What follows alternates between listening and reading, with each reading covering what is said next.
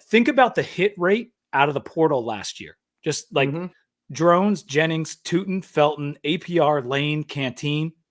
And then like that's a pretty good hit rate. That means Frady and Stone Snyder were the only two that didn't really hit, right? So this year you got Peebles, only hearing good things. Brumfield, good things. Copeland, good things. Spencer, Perry, also good things. Maybe even a Gilliam in there a couple times, maybe not so much. Either way, think about that hit rate that our coaches, they don't just go and grab from the portal. They are evaluating and pulling guys that we think are going to make a big impact. So it's very exciting. They know what they're getting out of those guys. They're pulling them in. I can tell you from personal experience coaching against Peebles that he's a man. And they're gonna get good quality plays out of him, even if it's just for this year. He's a real deal. And I saw Kamari Copeland play in high school. He's not just a fancy squat number that's going up there.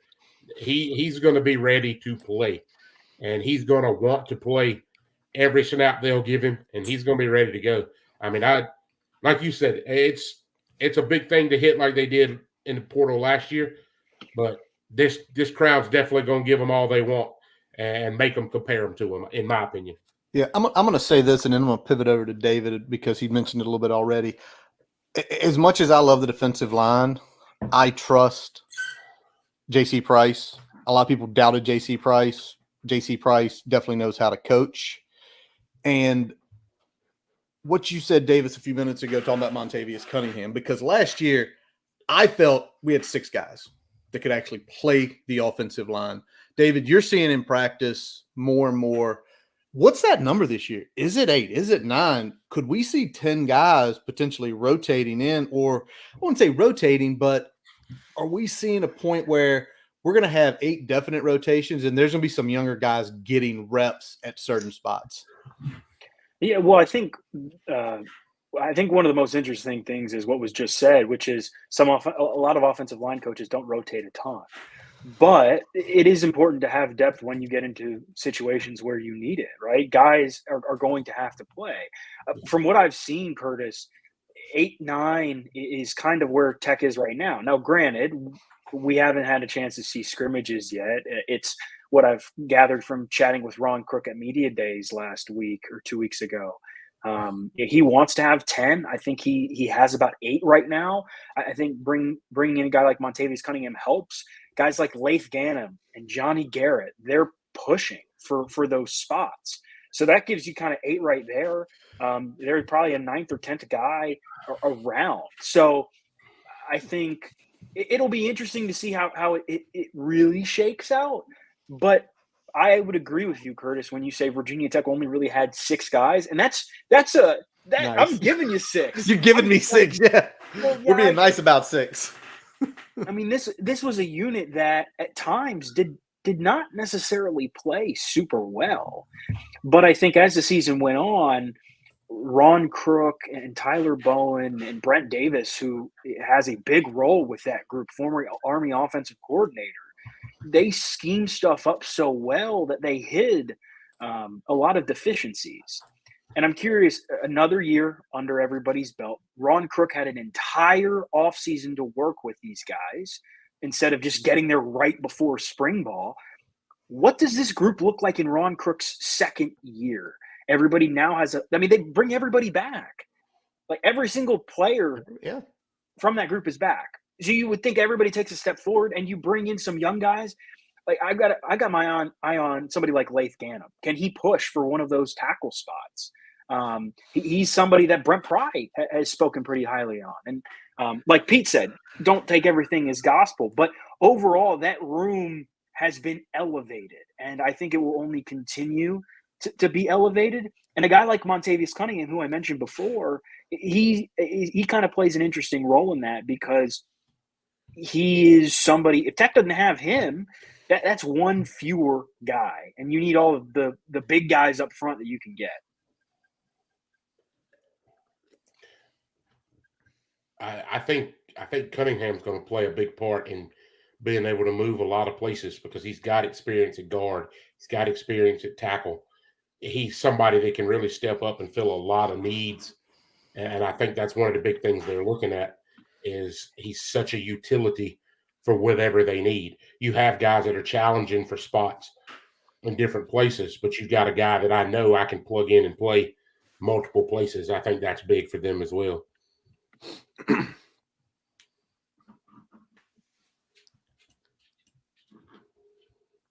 Yes, let's keep getting some thoughts from Robbie here, because I know he's a ball knower of sorts. So we want to manage the hype a little bit, and had a question about safeties. So safety play was a problem for Tech last year. Run fits were a big problem, and part of that was injuries, part of it was inexperience, part of it was targeting. Guys just not being on the field when you'd like them to be. Last year we kind of saw the trio of Jalen Stroman, Mose Phillips, and Jalen Jones get a lot of reps there. How do you see that safety unit shaking out this season, and just what does Tech need to do to kind of get better at that spot? Because I think it's kind of one of the few weak spots I can see on this team. My honest opinion, I think a lot of you talked about targeting. Part of that is aggressiveness. I like that part. I like the aggressiveness part. You just have to learn how to tailor it back and use it properly. I think a lot of it was inexperience in the game, not being consistent with certain things that they had last year. And I think that aggressiveness is going to be the thing that separates several of them. I know in the first spring practice I was at this year, I went to their coaches clinic. We saw a spring practice. I think it was Phillips come through, and I mean, he laid a shot on one of the receivers early in practice. And I mean, the official that was there threw a flag for targeting, and that, I mean, they've got to learn how to harness that aggression and use those things. Now, the fact that they're all playing together, once again, that consistency, playing together longer, working together, I think it's going to help that room overall. You're getting more of a feel from the coaches. More experience will be better, should translate to better play on the field. And the fact that you have two corners out there that are funneling things in, shutting things down on the edge, really gives you an ability to be a lot more aggressive with one of those safeties, if not both of them, to help in the run. So I don't think you try to step too far away from that. You keep that aggressiveness, just learn how to put it in the right places. And I think you'll see a lot of that. If we remember correctly, the guy that's coaching the safeties was always good about being very, very aggressive in his own right. And that's a thing Virginia Tech's been known for with their safeties. I mean, you look at them, they've always been aggressive. So this targeting thing's kind of it's an ever-changing thing. Yeah. And it takes a lot to get used to. And just when you get used to the aspects of what you should be doing, they kind of change it up again. So I think that's going to be part of it, and just understanding how they're going to play together and finding the right rotation for 4 or 5 guys there that can really help. I think the big part about you say aggressiveness because safeties have to be aggressive if Yes. you coach them. I'm sure you don't tell them to play with kids' gloves with the guys. It's like you've got to hit people. Yes, this is your space, hit them. But I think maybe what could really help this team a lot is having those calls last year, because now you get the video, right? Yeah. And I'm sure Pearson's pulling them up. I'm sure Marv is pulling them up saying, guys, look, love the aggressiveness. Look where your head placement is. Get the shoulder first. Get this, get that. These are the things we can fix, because what you can talk about aggressiveness, and if a guy isn't aggressive back there, you can't teach that. Right. Because by all means, Cam Chancellor used to lay people out, right? Oh, yeah, absolutely. Everybody can remember, his name escapes me right now, but the safety, Kyshon Jarrett. Yeah. Why was that escaping me? I was when he went to the Skins, he had a whole medical deal. The pit hit. The pit hit. Thank you, Pete. The pit hit. Great moment. Clean. Shoulder just laid the kid out. So I like hearing that, Robbie. I also like the little cover behind practice that unfortunately Mose Phillips laid the crap out of one of our receivers, but that's all good and well. All right, I'm going to move over to Danny next. Danny, it is very clear that Tootin is the number one back. There is no doubt about it. There is no argument from the 4 guys we had on the first, from our 2 co-hosts, to anybody on this panel, to the two gentlemen we're bringing on later. He's RB1. But we got to look deeper. Last year, Malachi Thomas, he carried the ball 83 times. From what you're seeing, what you're reading, what you're hearing, your overall feel, what you saw in the spring game, is he going to get that much run this year, or are we going to see some younger guys steal his share? We know it's funny because it's a good thing I'm not sitting here as the head coach of Pitt right now, Pat Narduzzi, because I asked a very similar question to that man maybe 8 or so years ago at the ACC kickoff, one of his first years. Guy by the name of James Conner was coming back off of cancer, right? But they also had another running back by the name of Kadri Ollison who ran for north of 1,000 yards. And when I asked him about getting both of those guys involved, he kind of condescendingly put me down and said, why would I give the ball to anybody other than James Conner? And I thought, well, you got two useful backs there, coach. I feel like you could probably use both of those guys. And I think here at Tech this year, you've got two very capable backs in Tootin and Malachi Thomas. I also remember back in 2021, one of the first glimpses that we got of Malachi Thomas in that Syracuse game, one of Fuente's final games, goes for north of 150 yards, 3 touchdowns. No one had done that since David Wilson. That's an incredible game. Syracuse wasn't very good, but that was still pretty impressive. And the guys had some injury issues. He did that last season, but was a contributor in every game last year. Ideally, you're hanging with Tootin for most of the game. And the guy is so dynamic. How could you not, right? I mean, he can catch the ball out of the backfield. Obviously, he's great on the edge and between the tackles. The offensive line will have a lot to do with the success of Tootin, their health. Tootin's own health will play into that as well. But you also have to factor, obviously, in Kyron Drones and his dual threat ability and how much harder that is for a defense to prepare for. It only helps Tootin. It only helps Malachi Thomas. And I think the last thing that I would add to the running back conversation here is, for the spring game, it was the PJ Prelo show for at least early on, right? He had a couple of touchdowns. He had a lot of production. They were giving him the ball a lot. And I'm a little bit biased because Pearson's my guy. He was my co-host on the Tech Tailgate show for a couple of years. I love him to death. But PJ really showed, I think, what he can do there and is a very capable third option. Although, they've got a couple of other guys in Coney and Mason, with Coney being the only of the three that I just mentioned that have seen game action other than Malachi and Bashal Tootin. So I think there's just an absolute overflow of talent in the running back room this year, which is a great problem to have. But I think it's going to be the Tootin show, man, as it should be. I hear you. What you got next, Shelton? Yeah, so let's go Pete here. Last year, Jalen Lane led the team in catches with 41. And Daquan Felton had 38. Obviously, the Hokies get Ali Jennings back this year. I sort of refer to that group as the big three because, well, they're the big three between Lane, Jennings, and Felton. Outside of those three guys, anyone in the wide receiver room you expect to maybe pop off or give, take a leap forward and maybe provide some depth in that room as like a 4 or 5 option? Well, I think it's a little too easy to say Aiden Green. I feel like that's the guy that we were talking about him in the spring. He had the cool catch in the bowl game, and he's got the right frame for it and all that kind of stuff.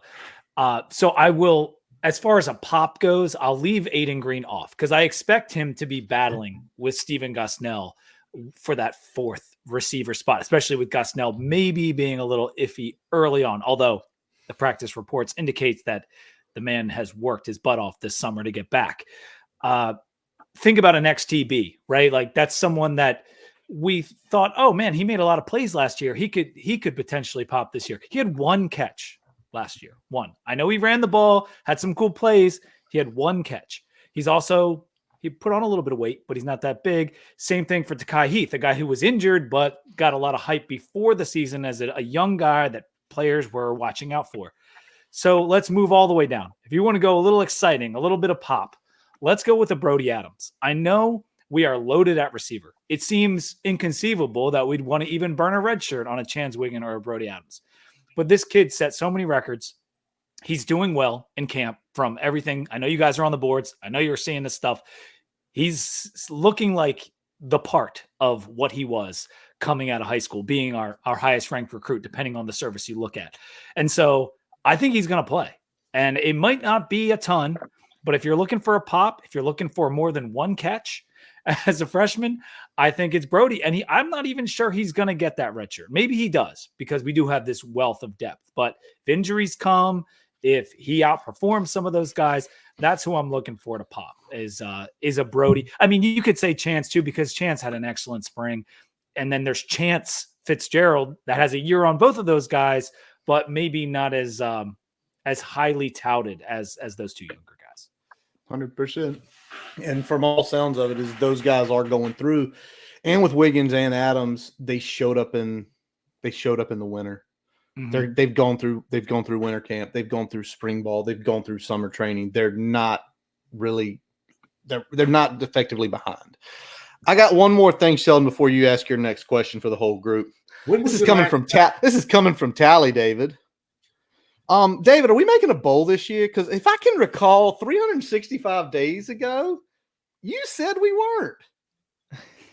Well, yeah, I saw Tally's comment. What I said Tech was 5-7, and Tech finished 6-6. I mean, what you guys started the show with the question, Curtis. You asked about taking a bet. Virginia Tech was 1-3, man.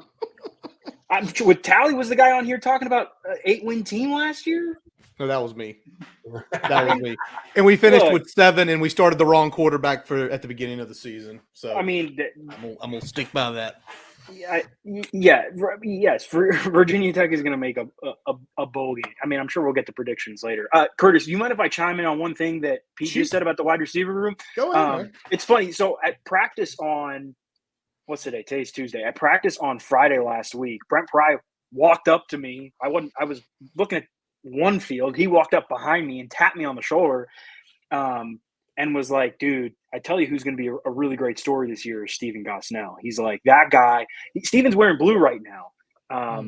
But he basically, after tearing his ACL in the Military Bowl, said he's going to rehab almost faster than anybody else has ever rehabbed from an ACL. He's basically full go. He's just wearing blue. Brent Pry was like, he told me, he's like, I've never seen a guy wear blue, dive as much, and be as physical as much in practice as Stephen Gosnell. I think he is maybe the most crucial guy to that wide receiver room. He didn't have as many catches, but almost every single one of those were third down catches last year. Like, he was a go-to guy in key spots. Now, I think the biggest question is, what does the run pass split look like? I think that will answer a lot of these questions. Danny, you talked about the running backs. Pete, you talked about the wide receivers. There's talent all over the board. It doesn't really matter who gets the ball. You know, they're probably going to do good things with it. You even look at the tight end room. You saw Benji Gosnell and Harrison St. Germain both catch passes in the Military Bowl, and you've got a guy back in Nick Gallo who's a reliable option, albeit he is not, a guy who catches, multiple touchdowns a season. But you've got options all over the field. How Tyler Bowen kind of balances this thing, mixing up the runs versus mixing up the passes. Virginia Tech has weapons all across the board. And I think credit to Bowen and all of the position coaches and to Brent Pry for kind of revamping this entire offense. Curtis, you opened the show talking about, last year, Virginia Tech was 1-3, and I think there were a lot of people questioning what in the world Tyler Bowen was doing through the first 4 games. Part of that is probably starting the wrong quarterback. But now that you've got Kyron Drones in place, you've got everybody back. What does this offense look like? A lot of expectations, but when you have everybody back and you got talent across the board, man, it's all systems go. And I think that is the most exciting part this year. It's like this could go one of many ways. But it's not like there's a situation when Virginia Tech is playing. It's not like, oh man, Virginia Tech doesn't have wide receiver depth, or oh man, Virginia Tech doesn't have running back depth or tight end depth, right? It's there across the board, and I think that is something we have not seen for a really long time. And David, it is unbelievable, all the stuff you laid out in terms of the depth. And just think about 2 years ago when Caleb Smith is our leading wide receiver. Probably our 4th through 6th wide receiver would be the number 2 on this team. I mean, and maybe even farther down. That's how the depth has been built out in such a short period of time, and including the pass catchers, the tight end. It's unbelievable. And this is going to be a problem for Tyler Bowen in terms of how do you balance it. It's a good problem, but it's the Team USA basketball problem of like, I don't know who to play because all these guys are pretty good. Yeah, it'll definitely be interesting to see how that. Go ahead, Robbie. That's what I was going to say. I mean, when we've all followed this long enough, when was the last time you could name 6 wide receivers at Virginia Tech that you could say, I feel fine with any of them playing at any point in time? It's true. Yeah. It's true. It's been, I mean, we're talking, we might be getting closer to 1900s, as my kids say. I mean, we're getting back to a point, the end of the 90s towards the early 2000s, before you can talk about 5 or 6 receivers that can do that. 7. And Hey, then, we were in college, Robbie. that was a Eddie, long time ago. Clowney. Yeah, we were in college. Yeah. Doing stupid things. Yeah, there's probably why my memory's bad. But you've got the running backs to back it up. You've got the tight ends to help there. I mean, it's just like you say, it's a problem to see if you can spread out all of the balls and all of the carries and everything. But it's a great problem to have. Damn right it is. As a coach, it's a great problem to have. And if the players buy into the fact that we're successful because of how the group works together and not just I got to catch my balls to get to the next one, man, the sky's going to be the limit. That's why when Shelton brought up the 41 catches as for the leader last year, is that the ceiling? Like for the leader, like what's the most that any player on this team could even have? Like 50? Like Allie Jennings had 5 in the first game. Yeah. And that was before we kind of knew who Felton and Lane and all those guys were. But if you extrapolate that out, that would be 60 catches. He's not going to probably get 60 catches this year. If he gets 50, that'd be excellent. Yeah. But Pete, hold on. I'm going to go back to something Don V said in segment 1. Y'all were listening. If Kyron Drone takes that step, there's no telling what the leading receiver is going to end up with, because he threw 285 were his attempts last year. If you tell me he improves, and y'all heard it, Price said it directly to us. I'm sure David, he said it to you. Danny, you've probably heard him say it. The windows, he's put it in the right spot. He's fitting it better into the windows. If that happens, we might be sitting here in December and saying, holy crap, the leading receiver did have 65 catches. That's him, and that's on Kyron. And it's based on completion percentage and how many snaps they get, right? Because if the defense plays better, we're going to get more offensive snaps. Right. And if Kyron completes more passes, there's going to be more catches. So it will all kind of work in harmony. But that's an interesting thought, Curtis. 100%. Yeah, and I think the other thing is you've got to balance Bashal Tootin too. Yeah. Like my biggest impression from those first 4 games last year is they didn't use him enough. I mean, think about the Purdue game. Grant Wells was the starting quarterback at the time. Virginia Tech, I don't think, had 5 rushing yards. Like it just did not work. Like against Marshall, Bashal Tootin ran the ball well, and then Tech just stopped running the ball. But he's a potential 1,000-yard rusher sitting in that room. So you've got all these wide receivers, and it's like you've got a guy in Bashal Tootin and Kyron Drones who could be a 1,000-yard rusher in himself, right? Yeah. And that's what that when you guys talk about, man, this is a big problem for Tyler Bowen. You bet you'd rather have this than have what happened in 2021 and 2022, where Caleb Smith is your only option. Yeah. By the way, I pulled up Andy Bitter's story from a couple weeks ago on the wide receiver room, my colleague, and I wanted to get the Gosnell fact right. Gosnell had 22 catches last year. 16 of them were first downs. So that kind of just shows you his ability, right? And Pete, you mentioned the freshman. I think Chans is the one that has really stood out the most to me. I think he and Keelan Adams are 2 really good talents. But I mean, like you said, Robbie, if you guys have 8 to 10 wide receivers that you can name that you feel confident about, man, like it's going to be really, really interesting to see how Fontel Mines, and Elijah Brooks, these guys kind of just manage their rotation at their specific position, because there are only so many catches to go around.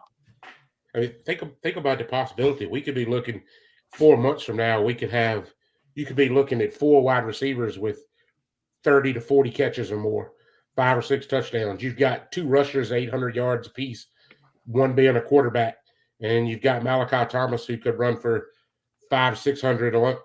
Where does that put you at the end offensively? It puts a lot of points on the board, is what it does. A lot of yards, a lot of points. And I mean, that's a big thing. If you get a lot of yards and not a lot of points out of it, then we find a problem. But we got a big problem. Sheldon, it's going to be hard for those kind of yards not to turn into points. Yeah. By the way, to answer your question, Robbie, when was the last time we had this many receivers we could depend on? I'd go to 1971. Don Strock led the country in passing yards, air raid offense, very prolific. Threw to Mike Burnett, by the way. A lot of people forget that, but he did. He was a Mike Burnett merchant, they would say. So, but looking forward to seeing how the passing game evolves this year. So let's talk about everyone's favorite topic, the schedule. I always like to dive into the opponents this year. I am a big believer that you should never, ever overlook a single opponent, take nothing for granted in college football, this unpredictable sport that we all watch and love. Now, we saw Virginia Tech have a lot of trouble with Rutgers last year, really physical team. I think we could see a lot of the same this year, even though that game's going to be at Lane. I think that's an opponent that I look at on the schedule that's, gives me a little bit of concern. So I will pose a question to you guys. Let's start with Danny. Who is an opponent on this schedule for Virginia Tech that you think might be a little bit underrated and could give this team a little bit of trouble that maybe fans aren't taking seriously enough? Well, I think the obvious answer there is definitely Rutgers, because Rutgers hasn't really been an established, consistent winning football program in quite some time. And they've had some interesting things happen to that program over there. I would say as I look up and down the schedule, though, I think going to Stanford is a game that is probably going to be a pretty big headache. You're going to the other side of the country. You're going almost as far away from Blacksburg as you can go. And it's a team that you're not particularly familiar with. It's a stadium that no one in this program is particularly familiar with. So I look at that Stanford game and with them coming in, being members of the ACC now, the pressure is going to be ratcheted up because that's going to be a conference game. You need to go and win that. But like you guys are talking about, I think each and every one of these games is going to take a unique mental preparedness to go and win these games. You're talking about the talent at both wide receiver and running back, and how it's going to be difficult for Tyler Bowen to figure out where he ends up, giving most of the looks to, but it's going to change from week to week depending on who they're playing, depending on what your opponent's strengths are, because the reality is their passing game is going to need to be better some days and the running game is going to need to be better some days, right? Like against Rutgers, you mentioned Shelton, physical football team, might be a little bit harder to run the ball. You're going to probably need to hit some things over the top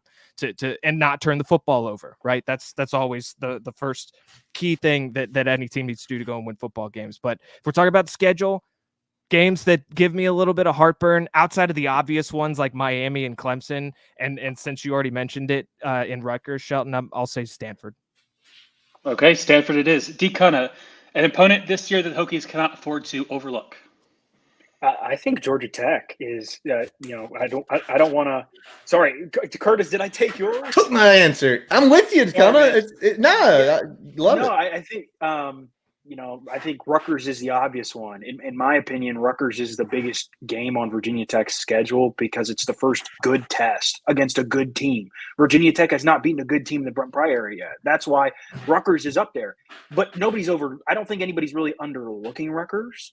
I think those people who know football understand that Rutgers is a really good test in the trenches. I think Georgia Tech is just interesting, though. I mean, this is the battle of the Techs. This is the battle of the Brents. And Georgia Tech is a team that Jamal Hayes last year ran for almost 1,100 yards as Georgia Tech's running back. Haynes King had almost 800 yards on the ground as Georgia Tech's quarterback. Mobile quarterback. That is maybe the only other duo in the ACC returning that has a potential 1,000-yard rusher at running back and at quarterback, like Virginia Tech. And I think that is one where Georgia Tech, under Brent Key, is just this very unique team. Now, this schedule, if you've seen the Yellow Jackets schedule, it's all over the place. I mean, maybe the toughest in the ACC. Mm-hmm. So how they come in mentally will be very, very interesting. But I think that is a game that Virginia Tech should win. It's at home. It's the better team, but it will have to stop the run. And if you watched Virginia Tech play last year, you know that stopping the run was a struggle at times. So I think that is a game we will know, I think, by then, whether or not the Hokies can stop the run well, whether they can fit the run well, something they did not do well in 2023. But that Georgia Tech game is quiet, kind of comes after that Thursday night Boston College game. And depending on where Virginia Tech is, you got Clemson looking down the road, not too far after Syracuse. It falls in a peculiar window in October where it'll be a little bit chillier in Blacksburg. And if the Hokies are on a high, that's a team that could scare you. PP, besides obvious Miami and Clemson, who is the team that is keeping you up at night? That Stanford was a good answer by Danny, because Troy Taylor in year 2, I thought there could be a little bit of a leap there, something that people aren't prepared for. And just the fact that it's after Miami, it concerns me because it's back-to-back roadies on corners of the country that are very far away. But the Dome, I think TSL talked about the Dome a little bit. That's terrifying. I'll go with an easy. We're not overlooking it because it's game 1, but we overlook it because of the opponent, and that's Vandy. Yeah. And you got Diego Pisson-Pavia coming over from New Mexico State. You got Jerry Kill, a guy who was in our building and improved our run game and our team on their side as the assistant to the head coach. Clark Lee, their head coach, has now taken over the DC duties, which is probably an act of desperation, but nevertheless, a little bit more of a focus on the defensive side of the ball. And they got Tim Beck as the offensive coordinator. So you have a completely new system, new scheme, new quarterback. And I don't know if you guys have been paying attention to Vandy on online or whatever. They feel confident. I'm not sure exactly why, because they lost the last 10 games of their season, but they feel confident. And I don't want to go down to Nashville just thinking that's a walkover. This is a game we absolutely need to be ready and focused for. I know Pry will have them ready and focused. It's just, it is a game that I'm going to the game. I don't want to be in Nashville after a loss. And so it is keeping me up at night just a little. All right, Robbie, underrated opponent. Who does VT need to take seriously?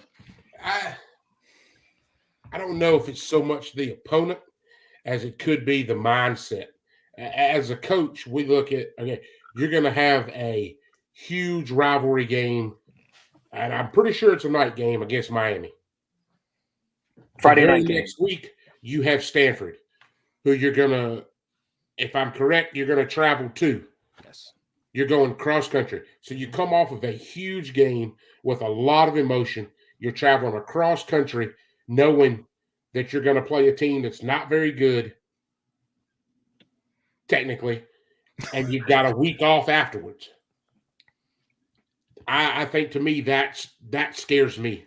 As a coach, where's the mindset for that game sitting in between us with a most emotional game to start off with, and then a bye week afterwards?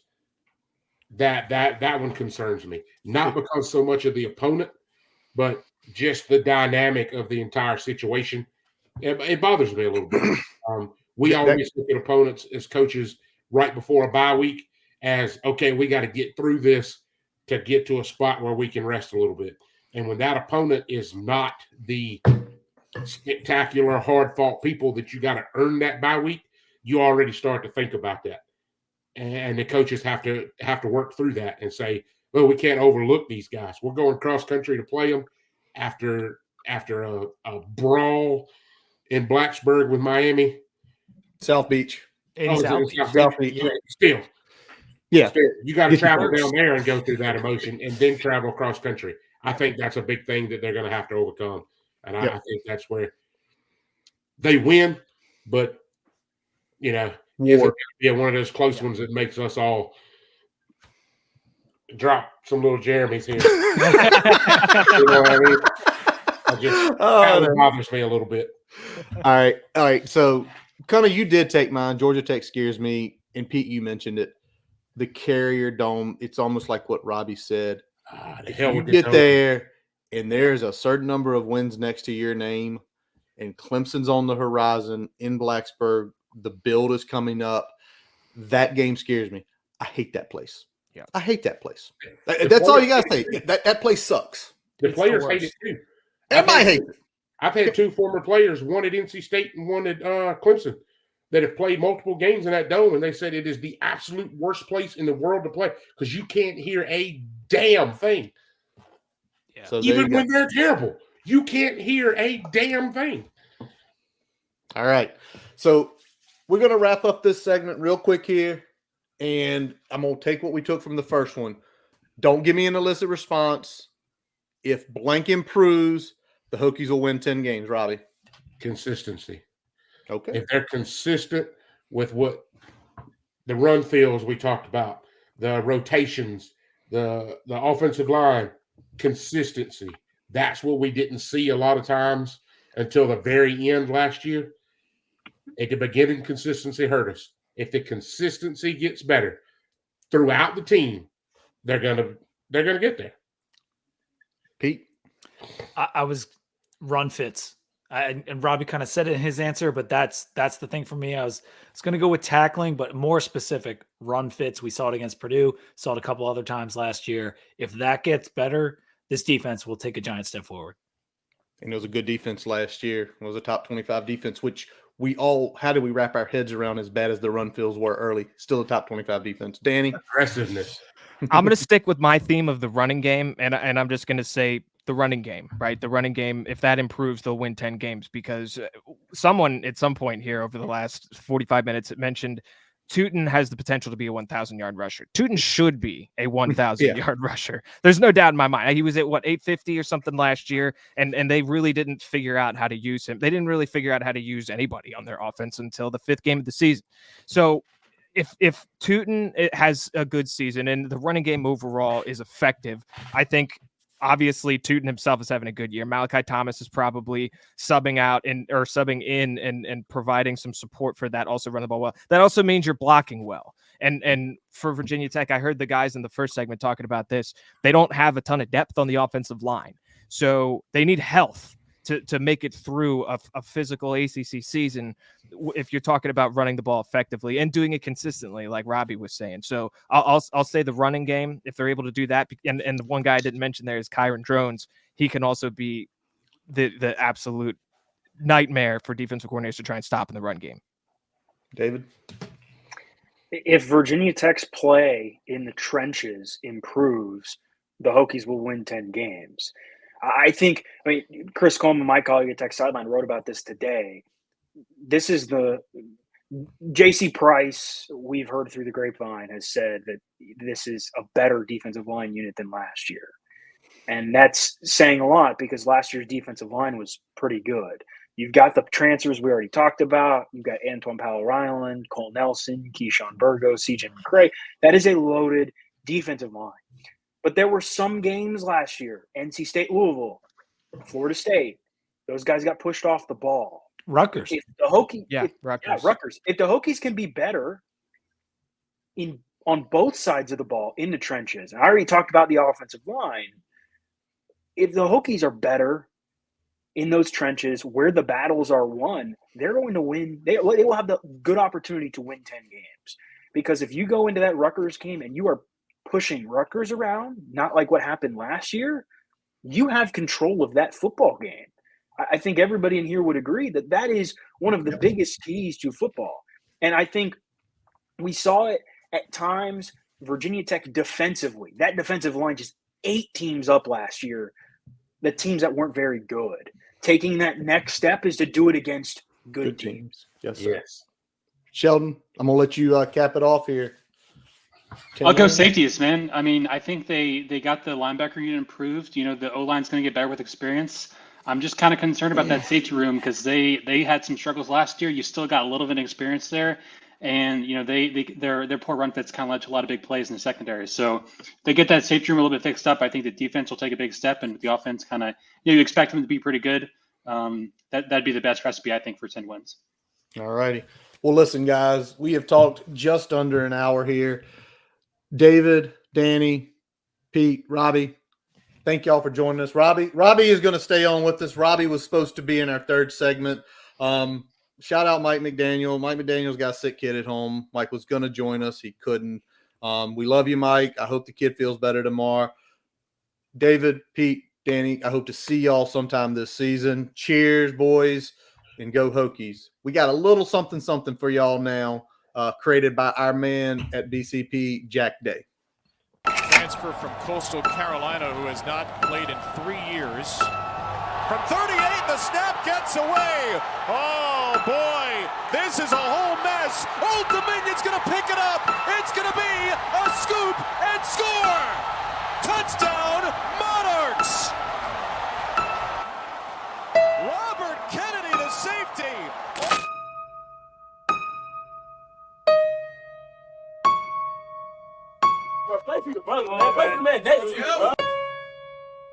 One of the greatest and most intimidating venues in all of college football.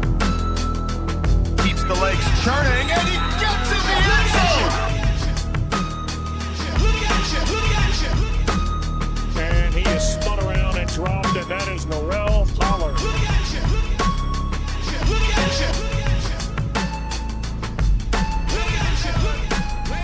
Looks like he's going to throw. He does. The temperament, the attitude, the way we set our jaw to play the game, you hear me? This time intercepted. This is a brotherhood. That's what Virginia Tech is built on.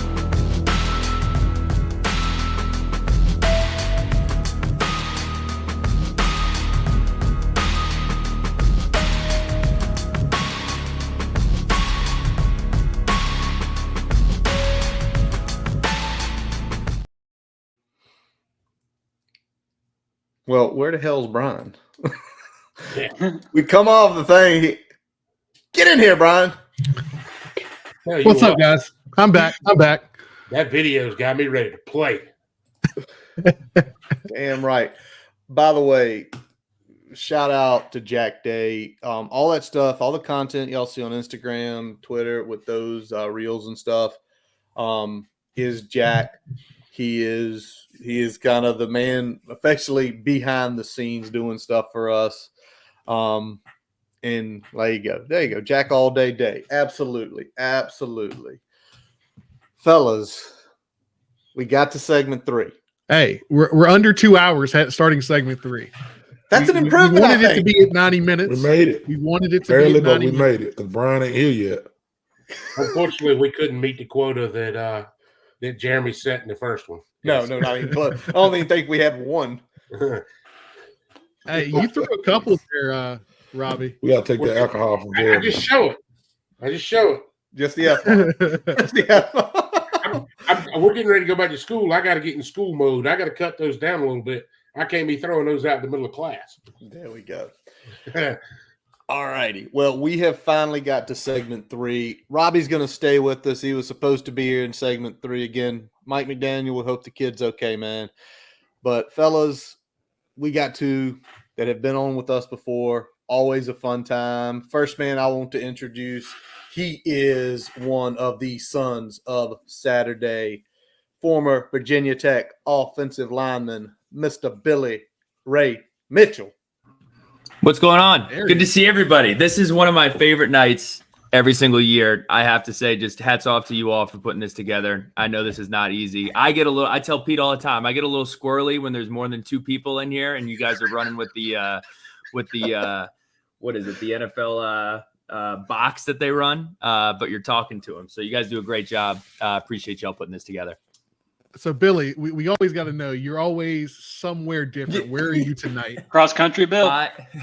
So I did just sign a lease in Charlotte, North Carolina, but I'm spending this month in San Diego. So I've been in San Diego since July 26th. I leave August 25th or 26th.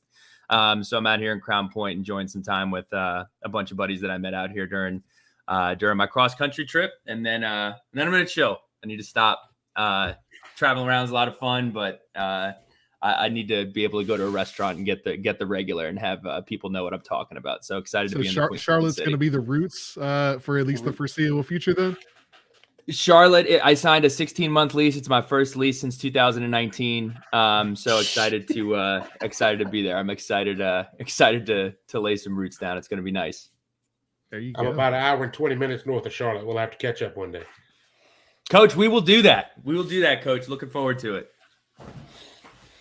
Yeah, I just got a question. You said a 16-month lease? Yeah, because I'm spending 2 out here in California. If I'm trying to actually evaluate, Charlotte, am I long for Charlotte? We can't just do 10 months. So, I say, hey, look, I need you to price match. Give me 16 months. You got the pool. You got some nice amenities here. I'm going to sign for a little longer, but you're going to give me a price break. You're already giving me the 2 months for free. So technically it's a 14-month lease. I'll only be there for 15. The math makes sense in my head. So Sons of negotiating. That's right. That's right. You gotta make it shake somehow. So it ended up working out. I will answer Pat because I did want to talk about it. This was a cop from one of the coffee shops in Blacksburg. It is a Hokies pep band jean long sleeve shirt. Shout out to all of the thrift stores in Blacksburg. They do a great job. But one of my favorite cops as of recently. So thank you, Pat, for teeing me up to brag about my shirt. Well, this next guy needs no introduction. He is the OG, the founder of, I think, honestly, everything from content creation and things on Twitter, because he's been doing it pretty much since he hung up the cleats. Dwight Vick. Dwight, how we living, man? I'm good. Can y'all see me? Can y'all hear me? Right, you got a lot of headroom there. You're making yourself look shorter than you really are. I don't know why it's looking like that. There we go. There we go. There he is. Yeah, I don't know, man. My Wi-Fi in here am I glitching? Am I good? No, you good. You coming in loud and clear. You look good. All right, good. That's my thing. Yeah, y'all got me on this TNT Lakers versus Memphis time, man. 10:30 kickoff, man. I was like, bruh, like I'm sitting here like, you know what I'm saying? How many, ads, but nah, it's been great, man. It's great to be back on. I'm like Billy, man. This time of year, it kind of snuck up on me. The season, I've been following it and seeing all the stuff the Suns are posting. You guys, Curtis, always doing great work. Like I said, the Suns and everybody, man. Just Tech's got a great podcast family. So I appreciate y'all having me on, man. So I'm just here to share my insight. I'm not the guru. I just speak on what I know. If this podcast was about electrical engineering, I wouldn't be on here.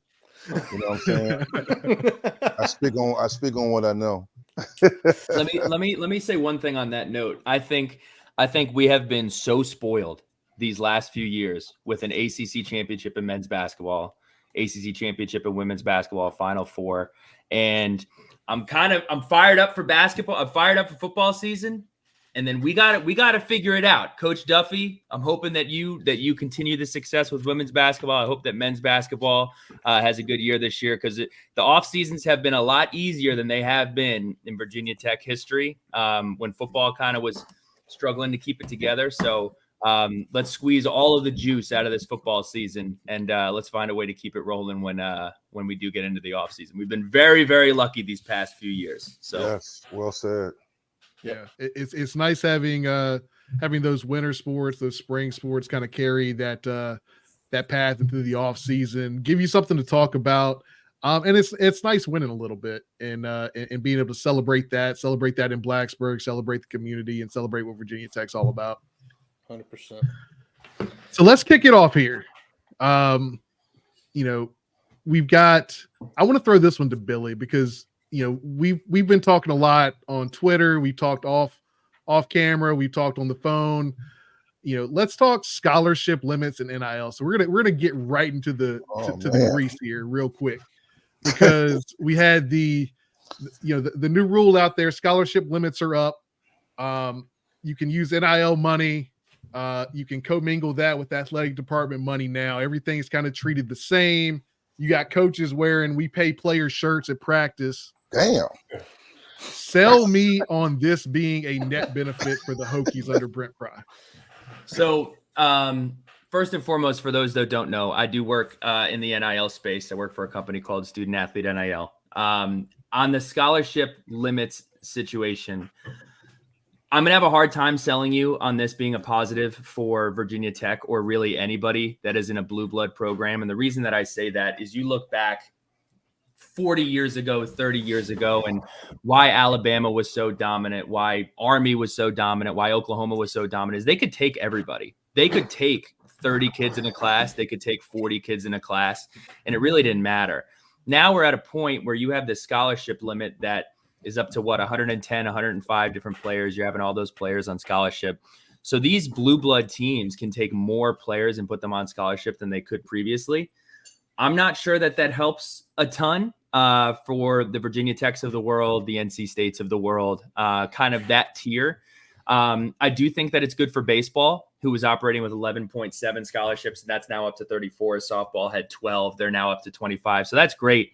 That specifically, I'm not sure how that helps. I do think that it kind of resets the deck I feel bad for a lot of the kids that were in high school these last couple of cycles, because schools had to retroactively handle keeping kids that had these COVID years, these redshirt years on their books, and not being able to extend scholarships to some of these really talented high school players. So I think it's a day late and a dollar short on that change. This probably would have made more sense to do 3 or 4 years ago. Now, switching over to the same pot. Look, I think it's really interesting, and I have no inside information on how Tech is going to do this. I can speak to what maybe some schools are considering doing, or some schools are doing based upon what the state laws are. Basically, with this money being the same pot, you are going to be able to offer benefits to people like priority points. Let's say if Virginia Tech wanted to say, hey, if you donate to the NIL fund of Virginia Tech, we'll give you priority points. Because for right now, you're not really able to offer university benefits back to giving to NIL. So, the crazy situation about NIL is in its name. Name, image, and likeness is just paying players. It's not name, image, and likeness. If I ask all of you to name every single person that you see on a commercial or has a brand deal in the MLB or the NFL or the NBA, it's not every single player on the team, but we're led to believe that every single Power 5 program in America has $4 to $12 million worth of name, image, and likeness players on their roster. They don't, newsflash, but they do have players that are worth that amount to the school based upon their skill level. So I think that this gets us closer to tapping into some of that TV money, tapping into some of those MMR deals with the Learfields and the Playflies of the world. And I don't want to bog this down in a conversation that is way bigger, and I won't be able to give an awesome answer in 5 minutes, but I highly encourage you all to check out the episode that we did with Olivia Nuss. I did just retweet that on our feed. She is the head of legal affairs at Student Athlete NIL. She used to work for NILSU in Baton Rouge.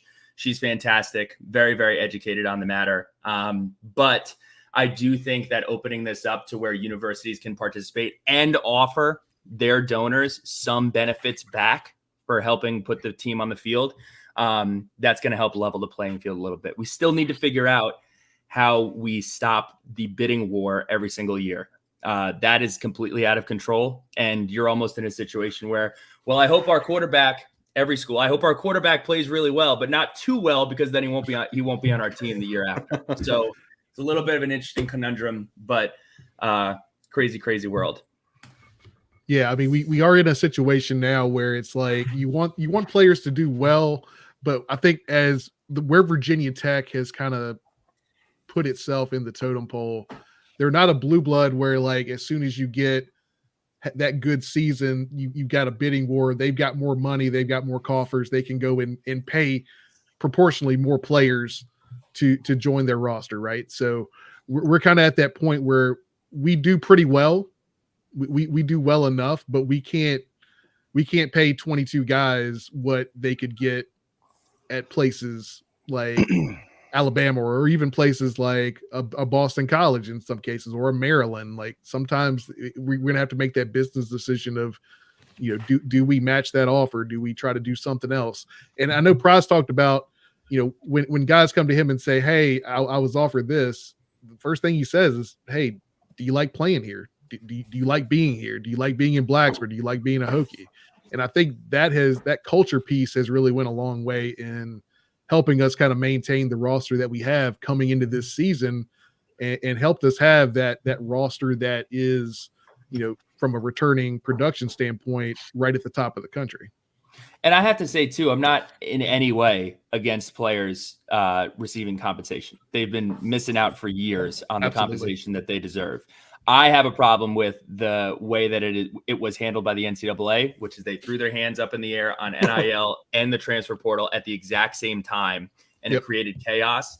And I do want to extend a tip of my cap to Triumph and that team. Collectives are trying to solve for an impossible problem at every one of these schools. Again, it is trying to find a way to generate advertising dollars and fundraising for numbers that are exorbitantly higher than what a normal company would pay to work with some of these athletes. That's just the reality of the situation. Not all of them, but some of them. So I do have to tip my cap and say, fantastic job by Triumph and the coaching staff to keep this team together. Because, you zoom back 10 years ago and you looked at this roster midway through the season, you say, hey, we're going to be pretty good next year. Midway through last season, we're like, if we could keep like half of this team, we'll be pretty good next year. And they were able to do that. And that's why we're being talked about so much this offseason. Appreciate it, Billy. All right, Tally, what you got, man? Just to hit on that, on a little bit of that, what Billy's talking about there. I don't want to get into it too deep, but with what they're doing with NIL, which is sometimes kind of crazy, and transfer portal, which is crazy as well. It pushes some kids to JUCO and things like that. But I think it's kind of an adverse effect for us. I think it helps us a little bit more than it hurts us, because from where I sit down here in SEC country, they've been doing that. They've just been doing it behind closed doors. That's why they had so many stockpiles of kids sitting and waiting 2 and 3 years, because somebody who owns a horse farm would be like, oh, I'll pay that kid's, I'll pay for him and his family and his mom to move to Alabama to get a job and all of this stuff for 3 years until he can get on the field, as long as he don't leave. So it's been happening at school. So why not make it as equal as you can? To be fair, Tally, it hasn't just been happening at SEC schools. I mean, going. I wasn't this caliber of recruit, but I went to high school with these calibers of recruits, and it wasn't just like these 3 schools who came in and said, "Hey, we can take care of some things." A ton of schools were doing this. It's just not behind closed doors. Of course. And I do agree with you that this puts it in a really good position. And my seat from working with Liz in Georgia, which was incredible over the last 2 years, like that was one of the truest examples of NIL, because the businesses that were working with them and how seriously they took their podcast and working with these businesses, they saw actual ROI in that investment. They didn't just say, hey, Liz and Georgia are good at basketball, so we're just going to, work with them to make something happen. There was a real embracing from the fan base's perspective and the business's perspective. And even though Georgia couldn't participate in NIL in the same capacity that Liz did, they had a huge impact on the Blacksburg community on and off the court through NIL. And opportunities like that are what make it so special. So I have to tip my cap to the both of them as well. Definitely. Well, yeah, man, we appreciate your first of all, I'm gonna go on this too, then we'll get back to the normal scheduled broadcast. I'm glad you said that you got a job, because I've got a lot of messages about, does Billy work? Is his family the mafia? How is he able to travel all over these places? So I'm glad the man said that he works. Y'all heard it here first. He does have a job. He may be rich, but his family is not funding him. Tally. I'm from New Jersey, but my parents are not in the waste management business. Okay. I'm not a Soprano. I'm not a Cardarello. I'm not a Filippelli. No, I mean, I will say when I was laid off from the technology job a couple of years ago, Sons of Saturday was, and you guys know this is, I'm not going to say it's a full-time job, but you're working with advertising, you're getting on, you're recording. I mean, here we are it's 7:50 here, but it's 10:50 over there. We're burning some midnight oil. It's work. We enjoy talking about Virginia Tech. I will say there are times that it's more fun to talk about Virginia Tech, going through some 6-6 football seasons and 3-10 football seasons. You're getting ready to press record, and Pat and I might look at each other and be like, all right, we got to do 45 minutes on this. But it is a ton of fun to be part of the conversation. But yes, do have a job, do have health insurance. There, to my knowledge, there is no Billy Ray fund. It'd be nice if there was, though. Right. Well, I'll ask this question. Just talking about, Dwight getting you involved a little bit, as well as you, Billy, talking about the both of you guys having, being a part of teams from the past that had some preseason hype. Dwight, the 98 team, and then, Billy, the 17 team that was loaded with NFL talent all across it. And you guys, seeing the preseason hype and the talent that was on the team. Now, seeing what we have now with the hype and the talent on the team, how do how did y'all handle those expectations, and kind of how do you think Coach Pryor and his staff are handling those expectations of getting that hype, but also still going out this year and performing? Well, I mean, I've been asked this question before. I think I was watching the other two segments you guys did with everybody on, Danny and those guys, about all the players in which room. But I've always said, and I say it every year, if you look at the great Virginia Tech teams over the last 25, 27 years, the teams that win the conference or get to the conference championship game and win 9 or 10 games are teams that have leaders. When you have leadership, regardless of how many starters you return, that always helps. But if they're unselfish and they locked in and they're an extension of Pryor and Pearson and JC and Marvin, those guys, then your locker room is going to be fine. Like, your locker room has to be right. I always talk about the 2003 Hokies right before they went into the ACC in 2004. I stand on this as a kid. I stand on business on this one. That 2003 Hokies team was loaded. You had Keith Willis at tight end. You had Kevin Jones. You had Brian Randall. You had Jay Grove at center. You had Ernest Wilford. You had a loaded squad. They won games at Texas A&M. They were picked to battle Miami. They even beat Miami that year, broke their 31-game winning streak. This is when Miami was loaded, right? But they underachieved. They lost to Boston College that year at home. They lost to UVA. It was UVA's first time since beating us since 1998. That team underachieved because, they had Vegas Robinson and Vince Hall at linebacker, but they weren't a unit. So in a lot of ways, people ask me, how great will Tech do? I always say I feel great because if the guys that are not just starters, because you can be a backup and be a leader, if the guys understand what Pryor and his staff want, what JC and those guys want, then your team will be unified. If it's look at me and, we're not locked in, but, I'm going to get my paper, or I got to get my numbers, or I'm trying to improve my draft status, the team is going to underachieve. And not to pick on Miami or other teams, but that's what you've seen sometimes when you say, wow, that team is loaded. How did they not win 8 or more games? Well, they had a bunch of selfish guys. One thing being around the locker room, being around Tech at the spring game and just knowing some of those guys in the locker room, they're locked in. They seem very unselfish. So I think with Kyron as his leader and the rest of those guys, keeping those guys, a big factor in a lot of guys returning was Kyron. So they wanted to come back and run it back. Tootin could have left. A lot of guys could have left. So you kind of see what you saw at Clemson that one year for about 5-6 years, where Dabo was able to get a lot of future NFL players to return and win 11 or 12 or more games. I'm not saying we're going to do that, but I do feel good because I feel like the leadership is there. This is why I said on your podcast about a year ago that the biggest issue I saw with Virginia Tech the last few years, the end of the Fuente era, as well as the first years with Pryor, is that they had no idea how to win. When you have guys that know how to lead, you know how to go on the road. When I was at Tech and when I played, or even the guys that came after me that won, those guys know how to win on the road. And if they didn't win the game, like I remember when Billy was at Tech, they went toe-to-toe with Alabama for 3 quarters.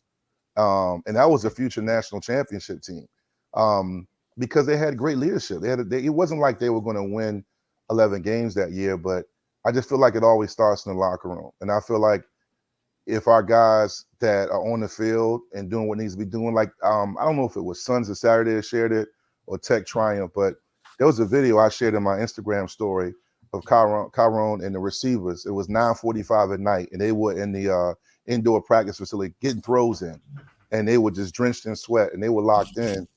To me, that's the small things that you saw back when I played or even after I played with Tyrod and those guys. That's the leadership that won't be, it's not measurable until you see them play on the field.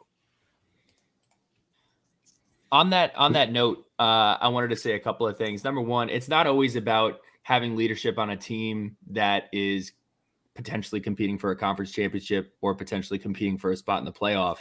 It is just leadership, period. Like, I remember that 6-6 team that had to get bowl eligible in one of Coach Beamer's last seasons. And I'll never forget when we were staring in the face. I can't remember how many games we had to win to get bowl eligible, but they had a players only meeting, and Keyshawn Jarrett got up, Dietrich Bonner got up, a bunch of those dudes got up there and just talked about how important it was, how much it meant to them to send out Coach Beamer the right way, and having people that are willing to step up and step into that role where coaches can inspire you only so much and coaches can only say so much. But when you have somebody in that locker room that is going through exactly what you're going through and is talking about how much it means to them, especially to some of those young guys, that's pivotal. And that makes a huge difference. I also think the difference between what really separated that 2016 team was two things. Number one, when that team started to get some buy-in after the first two games of the year, when people realized, okay, Gerard Evans is a dude, this wide receiver room is awesome, we got punched in the face by Tennessee, and it brought everybody right back down to earth. And everybody had to go back to fundamentals and understand, okay, if we're going to be who we can be, we're going to have to tighten some things up. And that team did that. And then that team went to the ACC championship and had the best year we've had since 2012, 2011. On the flip side, that team had so many players who had played for so many years together. John McLaughlin was one of those players who, as a freshman, was going out there against Alabama. You look at a Wyatt Teller, who had been through multiple offensive line coaches, had been through the ringer. Sam Rogers, walk-on. All of these guys who had so much respect and had been through it and could take those younger players that had to contribute or those players that came in and get everybody reading from the same set of notes made such a big difference. And we have that continuity now. And Coach Pry, I think one of the things that he said that is so pivotal was it was a difficult decision to pick who went to ACC Media Day. Like, that was an actual conversation of, I wonder who's going to go and somebody's going to get left out, because I can't remember the last time we had a team where you can identify somebody in every room who has the leadership qualities that you're looking for on a team.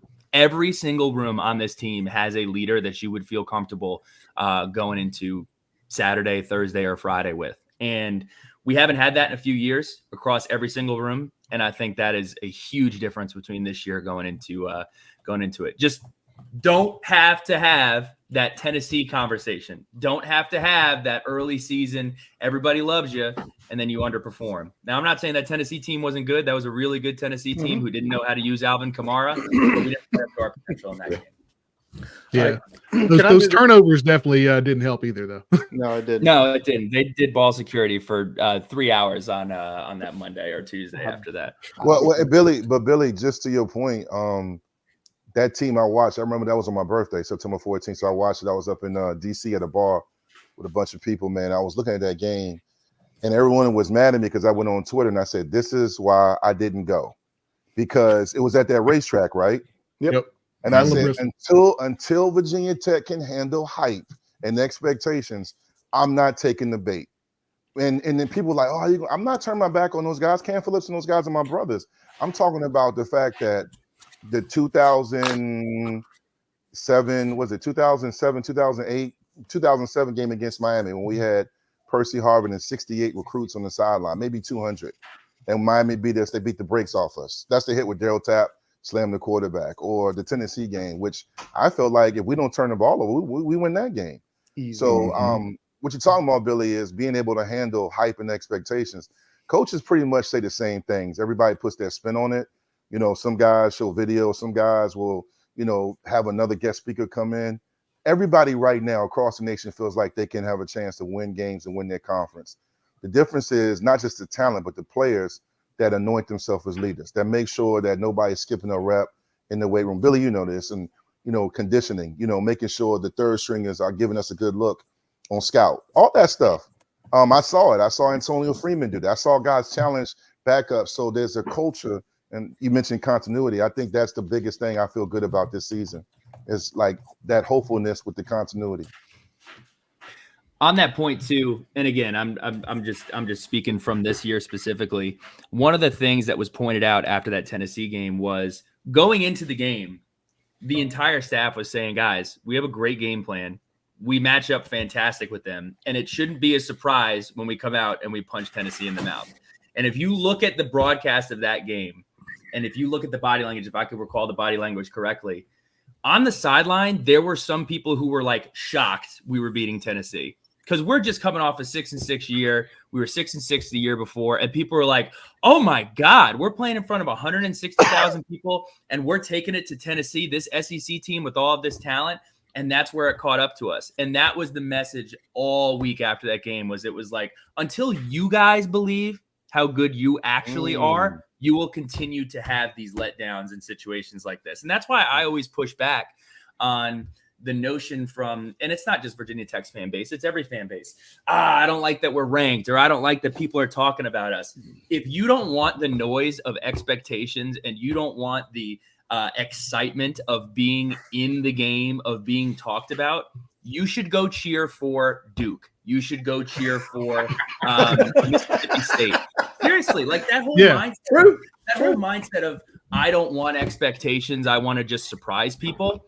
No, I want the target on our back. That is what makes it special. That is what makes it getting up and watching every single Saturday. And then also going into work on Monday and seeing your buddy who sits across from you who went to Arkansas, or your buddy who sits across from you who doesn't even watch college football. And they said, man, I was tuned into Virginia Tech. Y'all got a good football team this year. And everybody's having those conversations right now more than they have in the last 10 years. And that's the type of expectation that Virginia Tech should have. And you should want as a fan for the team that you're rooting for. Yes. 100%. Absolutely. What was my man's name that played for West Virginia, the quarterback, when I think it was 2017 year, going into 2017? Will What's Greer? my man's name that played for Greer? Will Greer. So kind of thinking about that, kind of going back to something like that, what Billy's saying, going from that 16 year to that 17 year, that was a big game, playing at FedEx Field, us Sunday going to play night. West Virginia, old rivalry. Only game eyes was on that game. Everybody's eyes was on that game. As much as we jump on Fu and that regime, them first games, man, he would get deep in that bag, man, and them expectations that was on the team was met. A lot of going into that game, it was a lot of hype around that game, and they came in and they kind of did the damn thing. Honestly, you know what I'm saying? I remember watching that on TV, like damn, and people like you said going into work and they was like, man, I was watching y'all last night and. Shoot, Virginia Tech, they look good. Like that looked like what a Virginia Tech team looks like. Robbie, what you thinking about all this hype and stuff we talking about? We, from a coaching perspective, we talk about the hype and the things all the time. Now I'm dealing with much different athlete and high school athletes and things like that than what we're talking about here. But I mean, I've coached some teams that, year in, year out, that target's on their back, that hype is built, and it's like walking a tightrope, man. We always talked about hype will fit you up to be humbled. If you fall too far into that hype and listen to the people telling you about how good you are as a player, if you don't have the leader that can humble everybody and be able to tell them, hey, we got that hype because of what we've done, and we've got to continue to do that. To keep that hype, you're gonna get humbled real quick. And I'm gonna tell you what, I've been humbled. I've been humbled a few times as a coach. I've seen teams get humbled because they believed in that hype. But like it was said before, you have to buy into that hype too, because you have to have that kind of raw aggression, that raw emotion of, yeah, we're gonna live to that hype. And you've got to have the people to steer it the right way. Just like you got to have that pole to walk that tightrope. You got to keep that balance. And it's a thin line, but you have to find it and use both to your advantage.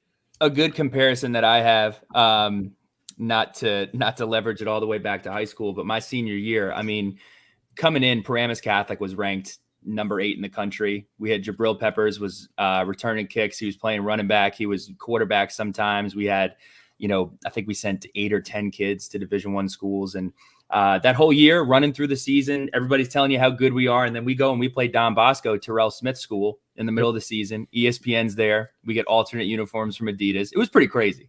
And they came out and they kicked our ass up and down the field all game. And if we didn't have that reset moment where you have those conversations with your team, and then you're trying to say, hey, look, we're going to piss away this incredible opportunity because you think that it's just owed to you to be good and beat all of these teams and just run roughshod throughout the rest of the season. And then that set us up for an opportunity. We played Brandon Wimbush and Minka Fitzpatrick in the state championship. And if we didn't have that moment in the season because we weren't mature enough to handle it in the preseason, probably don't win that game the last game of the season. So just hoping that we can avoid that. And Coach Pry has preached this all season, how important it is to not get invested in the hype, how important it is not to get invested into how good people are telling you are. You need to believe that you're that good, and you need to put in the work to live up to the opportunity that you have based upon the talent and the seniority and the continuity that you have on your team. Yeah, Billy, he definitely gave y'all a hell of a soundbite talking about expectations and all that. Yeah. So that was a great soundbite, and it's definitely been something that sounds like that's been preached top down. Mm-hmm. But let's talk about that coaching continuity and how they impact that roster. When we look at this coaching staff, this time last year they had only been together about 5 months total as far as a whole staff with the swaps outs in last spring and all that. Now it seems like they're running like a well-oiled machine. Robbie, I'll let you start with this one. What effect does this type of staff continuity have on a team, and particularly a veteran and leader-heavy team like this one? Oh, it's going to be immeasurable. I mean, to be able to see the schemes that are put in, the consistent coaching points day in, day out over a longer period of time. I mean, I talked to Coach Crook last year at the coaches clinic that we went to.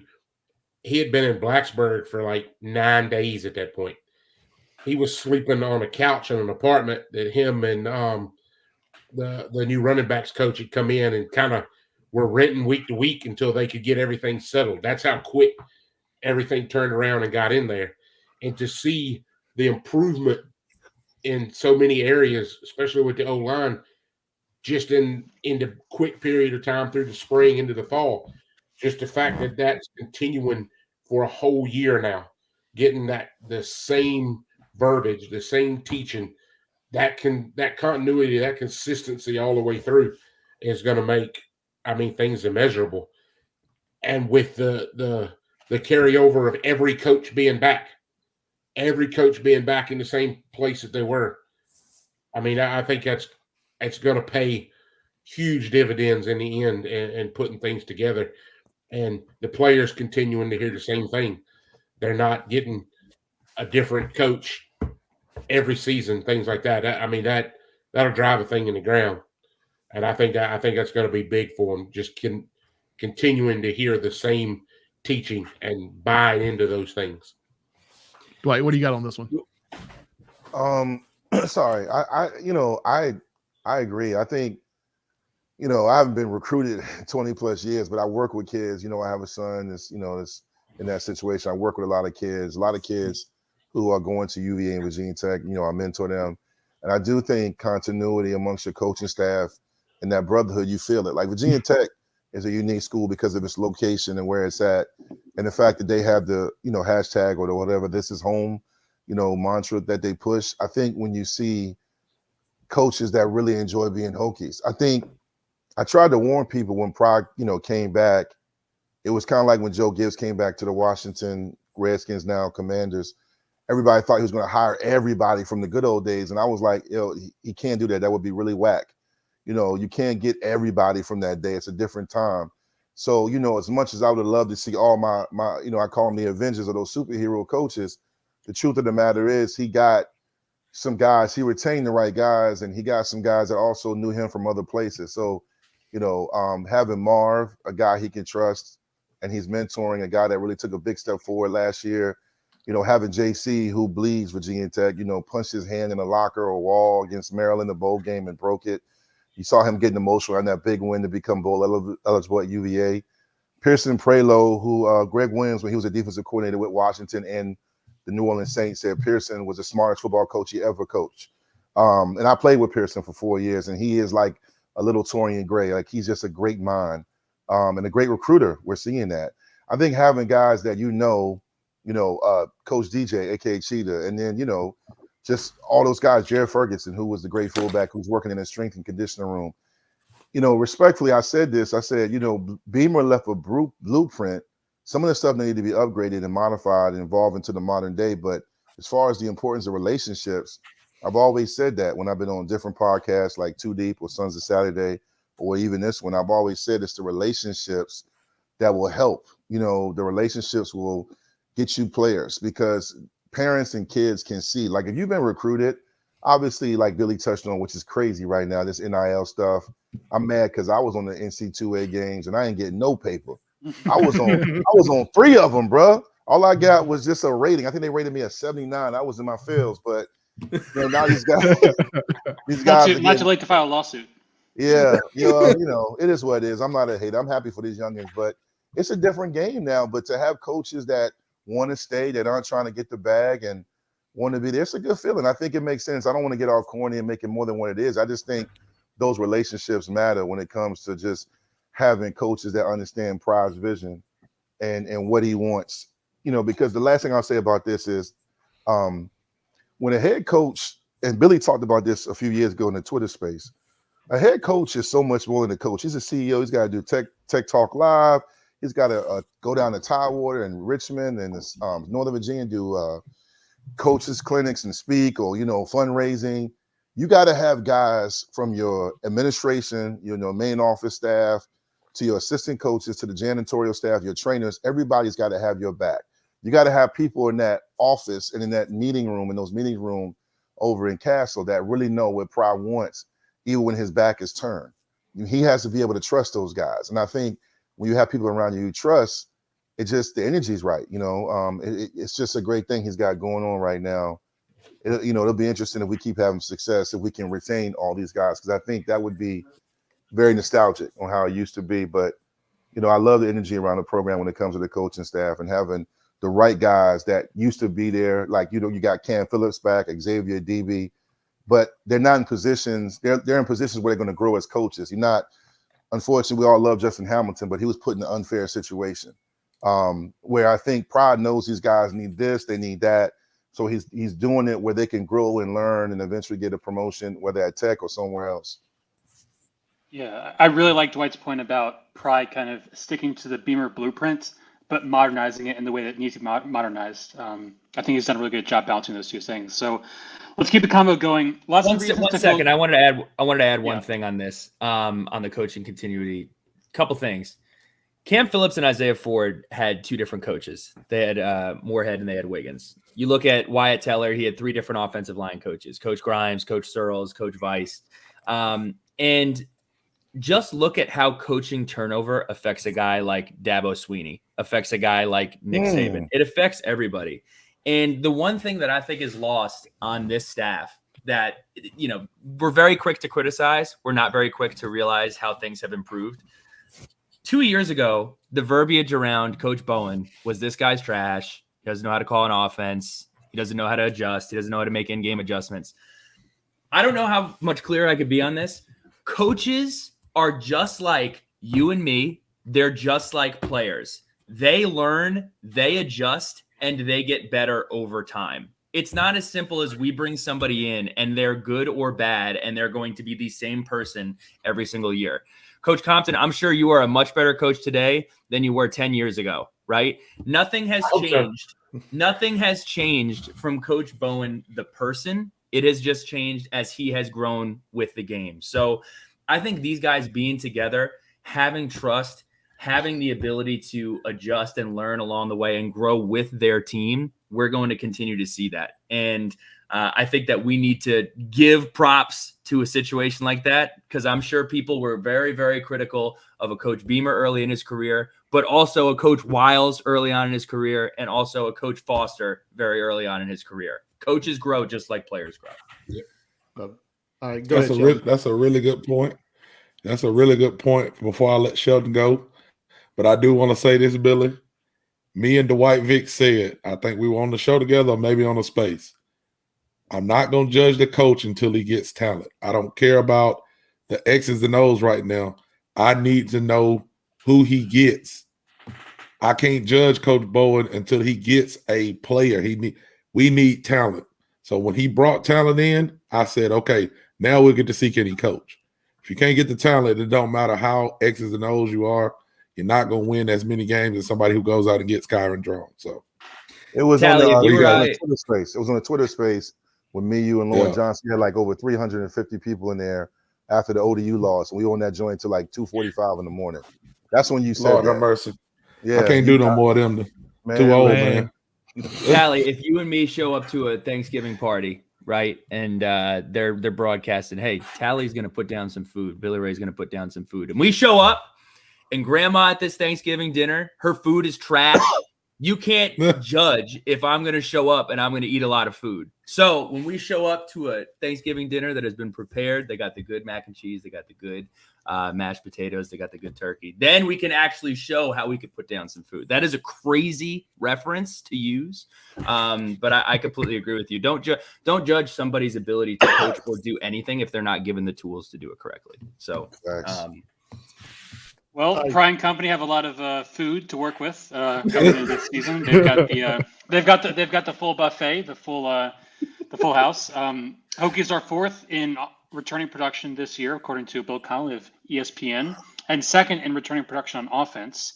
And I think when you look at some of the position groups to focus on the offense, you look at offensive line.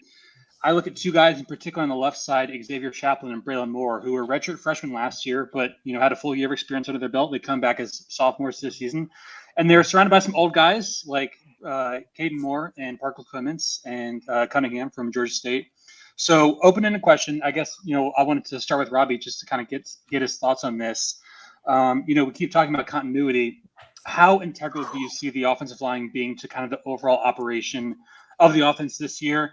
And just what value do you think, having the guys who, come back from last year and kind of take their bumps and bruises as they did in 2023, how valuable can that experience be for their growth this season?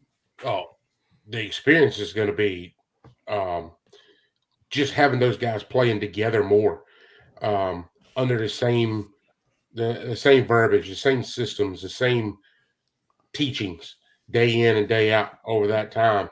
I mean, they're just going to grow closer together. I talked about it in that last segment. Offensive lines, from my experience, don't do a lot of rotating. Now, you might have to mix and match when you have to fill somebody in, some things like that, but there's not a lot of rotating because you build that chemistry knowing exactly how the guy beside you is going to move and attack and take on different things. And I think that's going to be the fact that you had two young guys come in there learning a lot from some of the older guys. You have a coach now that's in his second year going through this. They're going to continue to build it's going to build confidence in what they're doing. They understand things more. They feel better with each other. They're building that chemistry. And I think that's going to be a big thing for them pushing forward. And I think it's just going to make them better in the long run. And the guys behind them are going to see the same things and continue to push it up. Dwight, I want to ask you a question. And this is kind of how I'm thinking about this. All season, every one of those offensive linemen have heard everybody talking trash about that unit. All offseason. They've heard it nonstop about how bad this unit is, how horrible they are, how if I saw Parker Clements in an alley, it's on site. First of all, none of you are fighting Parker Clements. 0 of you are fighting Parker Clements. And you would lose. But when we interviewed Kyron, I brought this up and he was like, look, they all hear what you're saying. Like, they all hear you guys. At the end of the day, you look back at guys like, I'll say it again, Jay Glock, Wyatt Teller, Christian Darrisaw. These are all guys who got better year after year after year after year. And this time they're coming back with a quarterback who is a playmaker, dynamic running backs. We talk about Tootin a lot. Malachi Thomas is going to be fantastic because he's healthy finally. I'm so excited to watch this unit play because I feel like Virginia Tech fans could not have honestly a lower expectation for this unit. And I think they're going to come out, and I think they're going to improve dramatically this upcoming year, just based upon the continuity, based upon the amount of talent that they have behind them. I am so excited to watch this unit play. And on that note too, losing Daquan Wright, incredible talent. Daquan Wright is an incredible talent. You are replacing Daquan Wright with Gallo, St. Germain, and Gosnell, who are all difference makers in the run game. If you have a defensive end who's giving you problems, you're going to stick Nick Gallo over there, and you're going to have him chip. You're going to have him double team. You're going to have him help out where he needs to help out. So I think that you have 3 tight ends who all can contribute in the run game are going to make a huge difference. It'll be interesting to see if we do any type of H-back situation or have them in the backfield, how we're going to utilize them specifically, manipulate the pocket. But I got my eyes on this offensive line, and I'm very, very bullish on them. And I don't think it was as bad as everybody says it was towards the end of last year. Like everybody talked about it being historical. Everybody was talking about how it was awful. Look, they had their problems and they had their issues, but we also had multiple games where we rushed for over 100 yards towards the end of the season when they finally understood the scheme, which changed 3 or 4 times throughout the year. We talk about how important it is from a chemistry standpoint. What about knowing where you need to go? If we're changing our scheme week to week because we're trying to figure out A, who's going to be our starting quarterback, and B, what type of offense we're going to run to match the starting quarterback that we have, that's a huge challenge, not just for the quarterback, but the offensive line, because you're not doing the same thing week to week. So I can't wait to watch these guys get out there and do their thing. Go ahead. The one thing that I seen from last year that I give the offensive line credit on, but also the guys that's back there running the ball, it's like once they seen that Tuden's not going down with, it's hard to get him down with one person. You know, it's hard to get Kyron down with one person. But what I hate to see is that somebody that's running the ball in those early games, Tuden was getting killed. It was 2 and 3 people hitting him in the backfield. Later in the season, you start seeing, even if the lineman messed up, they were going to the ball. They were going to get somebody. Even if they hit the wrong person, we're going to hit somebody. So, because they knew that their runners were staying up. So, I think Brody Meadows the most, like downfield, still blocking, going and finding somebody to hit. You know, seeing stuff like that does give you, I don't want to say hope, because I think that the line will be fine. I think they have enough leaders to be like, hey, you got to get your ass in gear. So I don't want to say hope, but it does give me like, and they have people pushing them. When you have some depth and you have people behind you that say, hey, if you mess up, I'm going to take you out, that does change a little bit of what you do as well. You know what I'm saying? Because, I mean, I see it all the time. Like when my son's playing, he's the only center fielder on this team. When they bring another kid in, hey, he plays center field too. He ups his game a little bit. So that's kind of what I want to see because of the depth piece and, you know, having a little bit more people that can go in and rotate into places and figure out who's the best 5 week in, week out on the offensive line. Well, also, too, I just think, you know, Billy touched on it. I think if you have an offensive line coach you're familiar with, you know, I talked to Tyler Bowen back in April at the spring game, and Tyler Bowen was telling me on the sideline during the Friday walkthrough, he was like, yeah, Vic, man, we feeling real good around here because everybody kind of knows what they're supposed to be doing versus last year. We were all trying to figure it out. You know, I'm paraphrasing, but that's basically what he was saying, which you could see.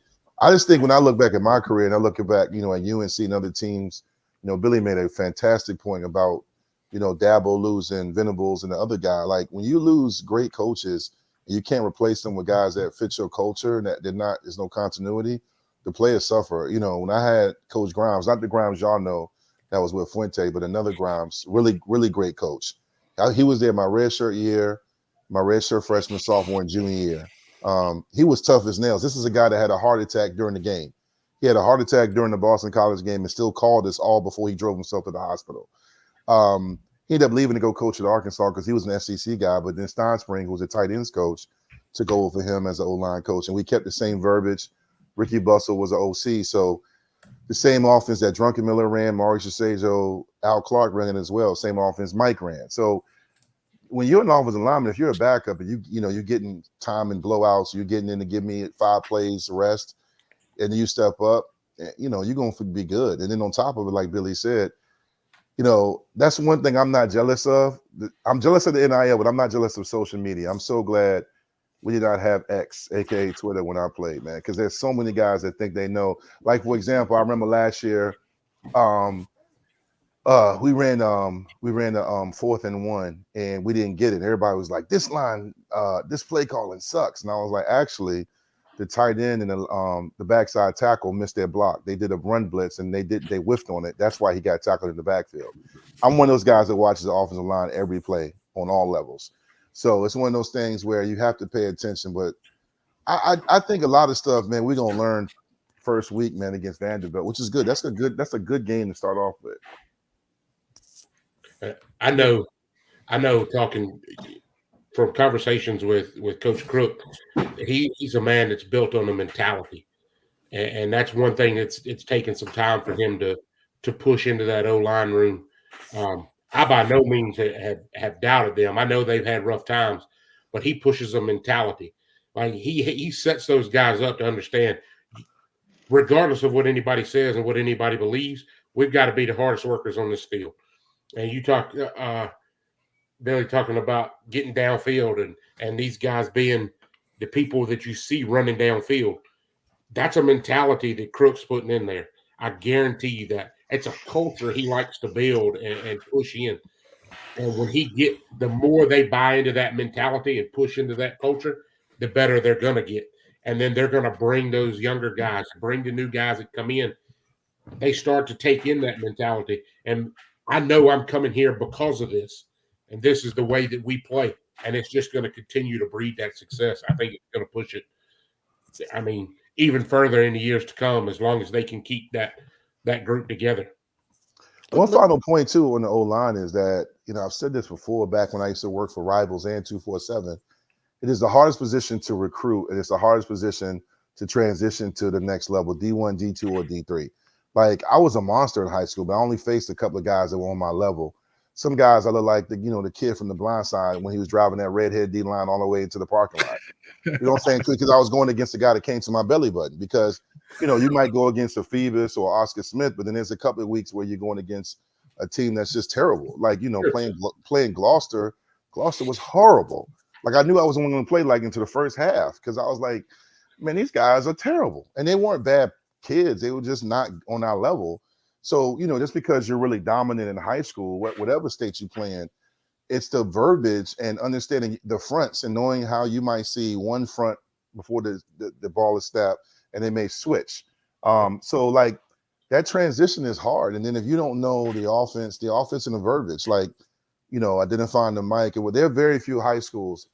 And I mean, of course, schools like IMG, and I'm sure Billy played or seen some schools like that up in Jersey, but not every school in high school, Virginia, DC, Maryland, are like, oh, okay, I need you, Mike, to identify the Mike linebacker. I need you to tell me where's the wheel. Like, it's like, block the guy in front of you. It's like, bro, like, and then you get the tech or whatever, Maryland, UVA, whatever, you like, hey, son, where's the wheel? You know what I'm saying? Like, head up, like even blocking with your head up. It's small things. Like, and that's why I love, like, we got a kid I love up here coming to Tech. He's at Forest Park. I just interviewed him on Princeton County Media Day. He's a great looking lineman. He's good. But I told him, I said, hey, you got to get in the habit of studying film. You got to get in the habit of conditioning, because Billy knows this, especially when Mike Gentry was there. We conditioned like receivers. We did condition. You think I'm tripping? We conditioned, bro. And that's another thing. But anyway, I don't want to take up too much. I just know that the O-line is always one of those spots where, everyone's not going to have a Georgia or an Alabama. I always tweet, look at the line like Georgia has. They make everything look good. But if you can get some guys that play as one and are physical, you're gonna have a lot more wins and losses. 100%. Let me go into this, because so much of what y'all three are talking about is culture, and announced very early, and it probably was in the motion months ago, was the on-field roles now for guys like Adibi, for Brent Davis, going to be able to effectively now work with the offensive line and have a voice. How big is that? Because we're making the point about the continuity, right? Everybody who got named to effectively associates, with the exception of Cam Phillips, had been in there. How big is that as the culture is going to continue to get preached? Billy, I'll let you go with this one because your former teammates on there, right? Was Winslow? Yeah, I mean, not Winslow, but Cam. I mean, Cam. Sorry, Cam is one of the best wide receivers to ever play at Tech, and his Absolutely. ability and his age to connect with these kids. Like when I've talked to Tucker or some of these other guys about his impact, it's not just his knowledge of the game; it's his knowledge of being in their shoes and going through what they're going through. And I think that plays a huge role. At the end of the day, if you have I don't mean to be ageist here, but if you have a staff that is compiled of 40, 50, 60-year-old men, there's not a whole lot they're going to be able to talk to and relate to with players on their team. And the fact that you have a Winslow and a Cam Phillips and guys who have gone through this and been there before, that makes a huge difference. And then on the flip side, I'm not advocating for too many cooks in the kitchen here, but there's no other way to slice it. Coach Kill had an effect on Virginia Tech's offense in 2019. Mm-hmm. That was another brain that was able to sit in the meeting rooms, break down what was going on offense, and be able to bring a different recipe to the table, a different opinion to the table, and kind of look at things for what they are.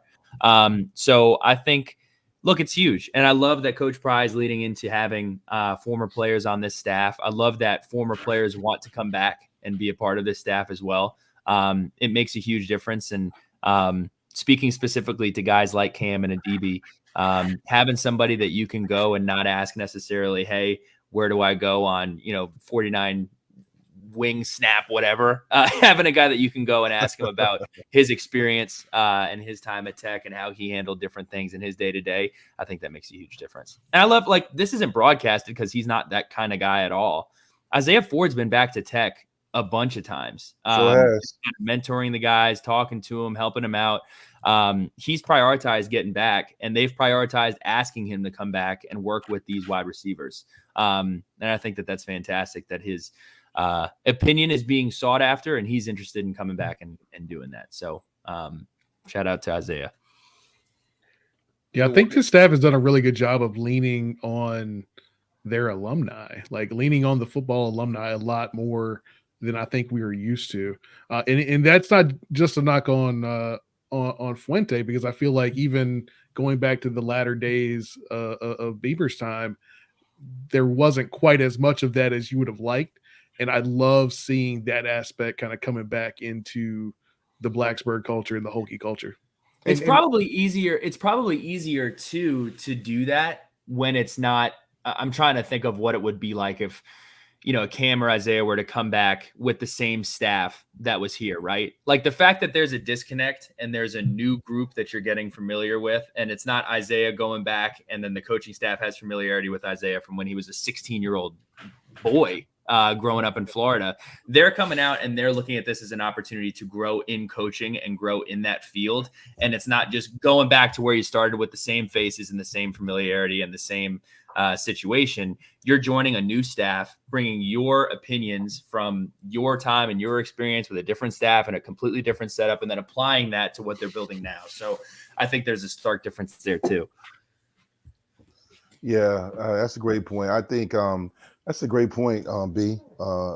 When you talk about even in the Beamer latter years, I remember when I was there, you could tell it was time for Coach Kavanaugh and a lot of those guys to retire.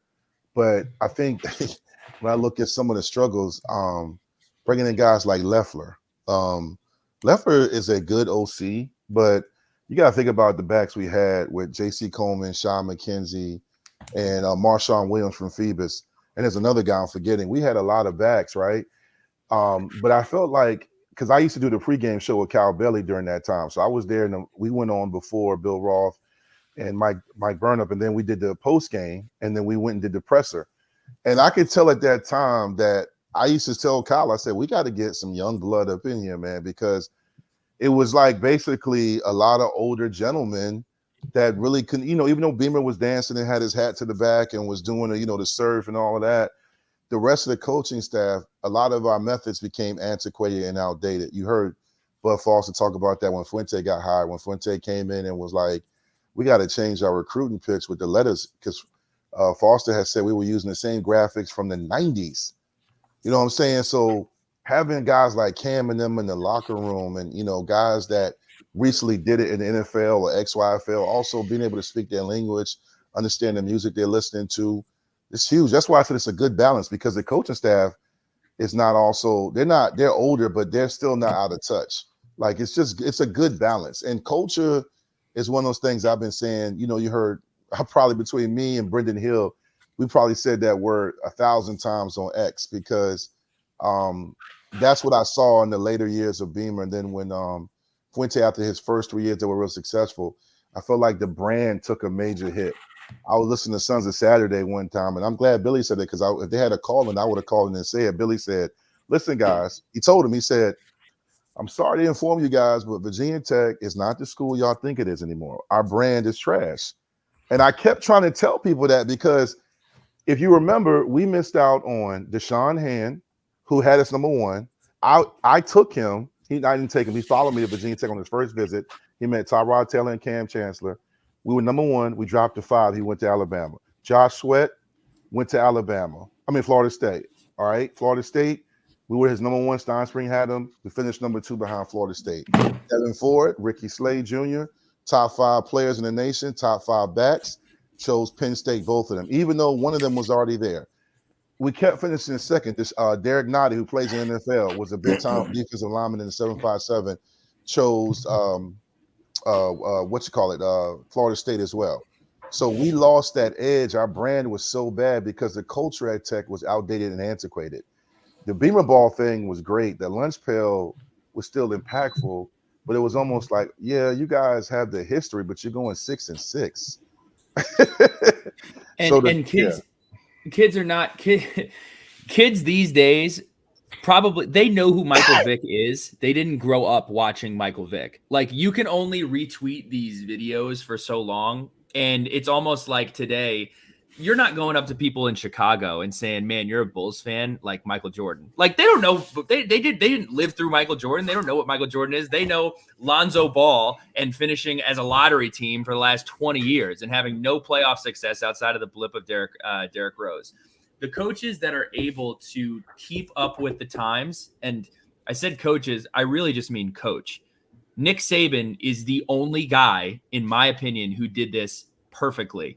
He, at the exact right time, realized defense alone is not going to win me national championships. And he went out and he got the best offensive coordinator that was available every single cycle, prioritized a fast-paced offense, and prioritized new offensive schemes. And that is why he had his first dynasty and he had his second dynasty, because he wasn't headstrong and was able to adjust as the game adjusted. Nick Saban back in 2006 probably wasn't taking pictures in Lamborghinis and driving guys down to whatever version of In-N-Out they have in Tuscaloosa, but he played the game a little bit. And we're going to see if Dabo Swinney, the spotlight's kind of on him right now, is he going to Crystals? Is he going to be able, or Jack in the Box? Is he going to be able to make those adjustments the same way that a Nick Saban did before? So jury's out on that. Nick Saban was different. Along with that offense, along with him changing that offense, you was used to him having those big old defensive linemen like Terrence Cody, and he realized I can't win like that no more. I'm gonna change that up, and he started getting linemen. He started getting linemen that were big, but they ran fast as well. So Nick was just a little bit ahead of his time most of the time. But Dwight was hitting on a couple of things. We've hit on a lot of stuff tonight. I do want to hit this question though, to kind of go along with like Dwight was saying about our brand, and like Billy has said. So this statement, the Hokies are back. You know, a lot of people have been throwing it around, thinking it. When will you see an example or blank? What happens where you know the Hokies are back? Oh man, who started that? Who started that statement, man? Who Everybody started. Let me tell you when I will say the Hokies are back, despite the winnings and things like that. This is when I would think the Hokies are back.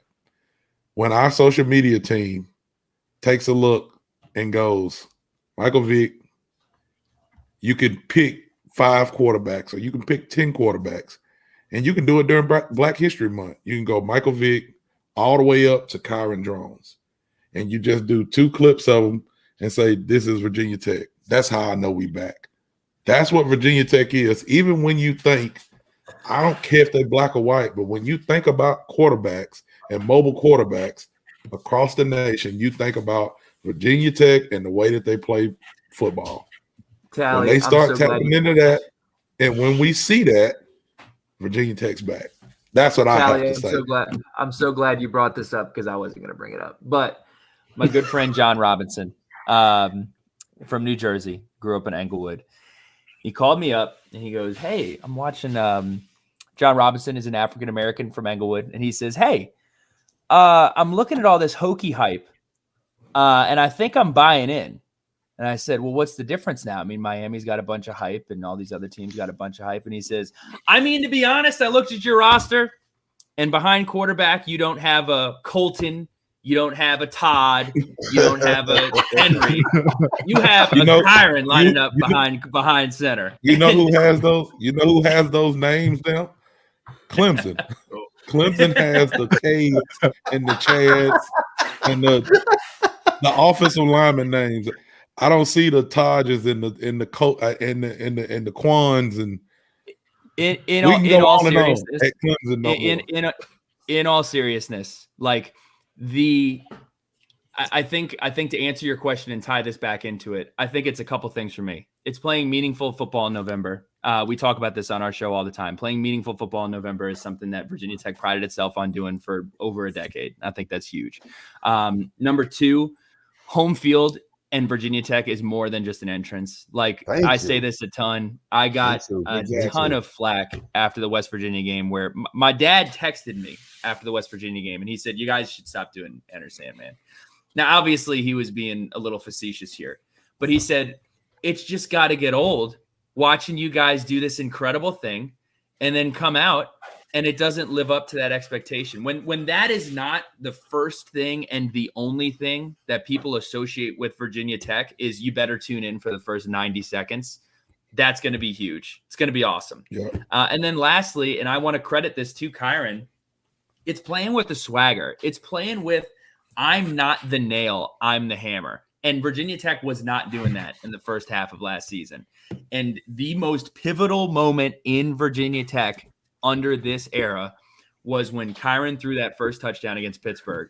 And he went down the field, and you don't typically love this. He talked to every single DB linebacker. Who said we don't love that shit? and it wasn't necessarily about him doing that, and it was just necessarily he was exuding the confidence that Virginia Tech has not had for a long time. Because I remember when I went into that game and I scanned my ticket, and I'm talking about that game going into it, this Pittsburgh game, I'm like, this has an opportunity to be a devastating night in Lane Stadium. If we go out here and we lose to Pittsburgh and we're 1-3, 1-4, like everybody's in trouble. That week of Twitter, that week of in the athletic department, everywhere would have been a disaster. And his ability to come in as a starter in that position and exude so much confidence. And we've all seen the video of the Oklahoma State quarterback when he got in the game and his hands were shaking and he wasn't ready for the moment. He didn't have that at all. And he was ready for that moment. He met that moment. He grew. And he even had that moment where he had the fumble sack situation where they turned over in plus territory, but he didn't blink at all. And I think when Virginia Tech exudes that confidence, they are the team that this backward is stupid, in my opinion. I think it's kind of silly because you're never back. You have to live up to it every single week and every single year. It goes back to there's no earned expectations and there's no earned results. So you're never back. You are in it. And Virginia Tech is in it when they have. Damn, that was pretty good. I'll actually give myself a pat on the back. You're never back. You're in it. And when you're in it, it's you're exuding confidence. You're playing meaningful football in November. That's my opinion on it. Man, I'm gonna say this. Billy took a little bit of my answer, but I'm gonna take a little bit further. We will be back when we take care of business and win games we're supposed to, especially on the road. Virginia Tech's first 3 years in the ACC, they were road warriors. David Till did a big article. They were very reminiscent of Florida State, where they came in the ACC in 2004. They won every road game. The first 3 years in the ACC, they were 16-1 on the road. They won a critical game against Miami in 2004 to win the ACC outright. They beat UNC that year, at UNC. Mike Emo ran for 204 yards. They also won other games on the road, including into a solid Wake Forest team. Like they had another game that following year in 05, the inaugural ACC championship game, when they played in front of a sold-out NC State crowd. My cousin Marcus and those guys went crazy. If you remember, he threw the touchdown and they went in the end zone. They posed and took the pictures. They had attitude. People don't realize, again, just a historical perspective. The ACC did not want Tech in there because we were known as goons. We were assholes. Ronyo Whitaker, Jimmy Williams. We had an attitude. We were very physical. Popping the Wake Forest game, when Wake Forest won the ACC that year, we were ranked and they were ranked. We went down there and beat them 27-6. That's the hit when Aaron Rouse pop dude, DB picked up the ball, didn't realize it was still live, and he kept running. We scored. We smacked everybody. We had a tough loss that year, so subsequently Georgia Tech and Wake Forest played for the ACC that year. But we had an attitude and we were road warriors. Like, we can't say we back and then go to Vanderbilt. And we're going to the fourth quarter. Vanderbilt's up 20, Virginia Tech 9. If that shit's happening, I don't want to hear that back shit. Because, I mean, at the end of the day, the same people saying we're back will be in a Twitter space with all of us talking about, man, Pry got to go, man. He got to go. That's what's going to happen. So Virginia Tech, that whole we're back, if we're back, it's because the brand is matching the expectations. One thing about us, we got the nickname, which I hate, but I get it, the Hokies, because we had expectations and we would be in these big games or we would be ranked top 5, top 10, and we couldn't finish it. That tough loss to Boston College, the Matt Ryan game. I told people, I did a radio show every Thursday morning, my morning segment. I told Big Dog Sports Radio, Rick, I said, Rick Watson, the next step for me is, I said this to Tally on his Twitter space, is when Pry starts getting those Mount Rushmore recruits like Beamer did, the Kevin Joneses, the Michael Vicks. When you start, and I don't really want to use Mount Rushmore because it's not enough heads, but you know what I mean, a game changer. And I said in that Twitter space, yep, I'm going to call it. I said, Kyron Jones looks like that first recruit, right? That's going to take the game to the next level. So one thing I've realized that over the decades that Virginia Tech was relevant is that, like Billy said, we were playing meaningful ball in November. We also had players that were very physical, that had attitudes. Daryl Tapp, those guys, Wyatt Teller, just taking people downfield. And, even though sometimes he was a bit extra, I loved it. We had an attitude. Virginia Tech just used to be very tough. And we won games on the road because we came in your house and we took it to you. Our fans always showed up and we used to match that energy. So like Vanderbilt and Rutgers in those games, I personally think Rutgers, I was watching the segment before I jumped on, everybody like Rutgers this, Rutgers that. If Virginia Tech plays that game, they should beat Rutgers by 3 scores. I don't know why this hype. Did y'all see what Rutgers did? Rutgers beat us by throwing only 35 yards last year. You know what happened against Rutgers? We did not match their energy on the O-line and D-line. We didn't match. It wasn't like they did anything special. If we stopped them on 4th and 1, we get the ball back. But our linebackers got crushed. And that's the part about making the play. I don't want to name every household linebacker in Virginia Tech football history, but when you hear about Virginia Tech being back and the attitude, the chip, it was a mindset they had. It didn't matter when you lost these 3 players, the next 3 players came. In that Gator Bowl, when I mentioned Jimmy Williams, he got suspended because he pushed the referee. What people don't realize is Brandon Flowers and Eric Green held it down that game. They, because you didn't miss a beat when Jimmy Williams went out. And that's the part about depth and attitude and the chip on your shoulders. I think, like the statement I said about Rutgers, that sounds crazy. It's not I'm not thinking it's the Rutgers of old. I'm just saying, like, to me, it's the same thing with ODU. If we go down and play them on my birthday and we're in a dogfight in the 3rd quarter, I got a lot of questions. I got a lot of questions. I'm going to have some serious concerns. I might not even get into Twitter space if we're struggling with them. Because it's not about disrespecting them. It's just where we should be. The one thing I'll say about Rutgers is the area that I don't want to say it concerns me, but the area that I'm most interested in is 2 things. Greg Schiano is a ball coach. He is a fantastic ball coach. He's going to have a great scheme when he come into that game. And number 2, we're going to learn so much about our team because what I can hang my hat on with Rutgers is they're going to compete up front. If you go back and you turn the film on when they played Ohio State, I believe this game was at Rutgers, but they played Ohio State. They were in that ball game up until the 4th quarter. So I agree with you, Dwight. If we play our game and play up to our potential, we should win almost, if not every single game on our schedule. Like that is just the truth. That is not how college football usually pans out.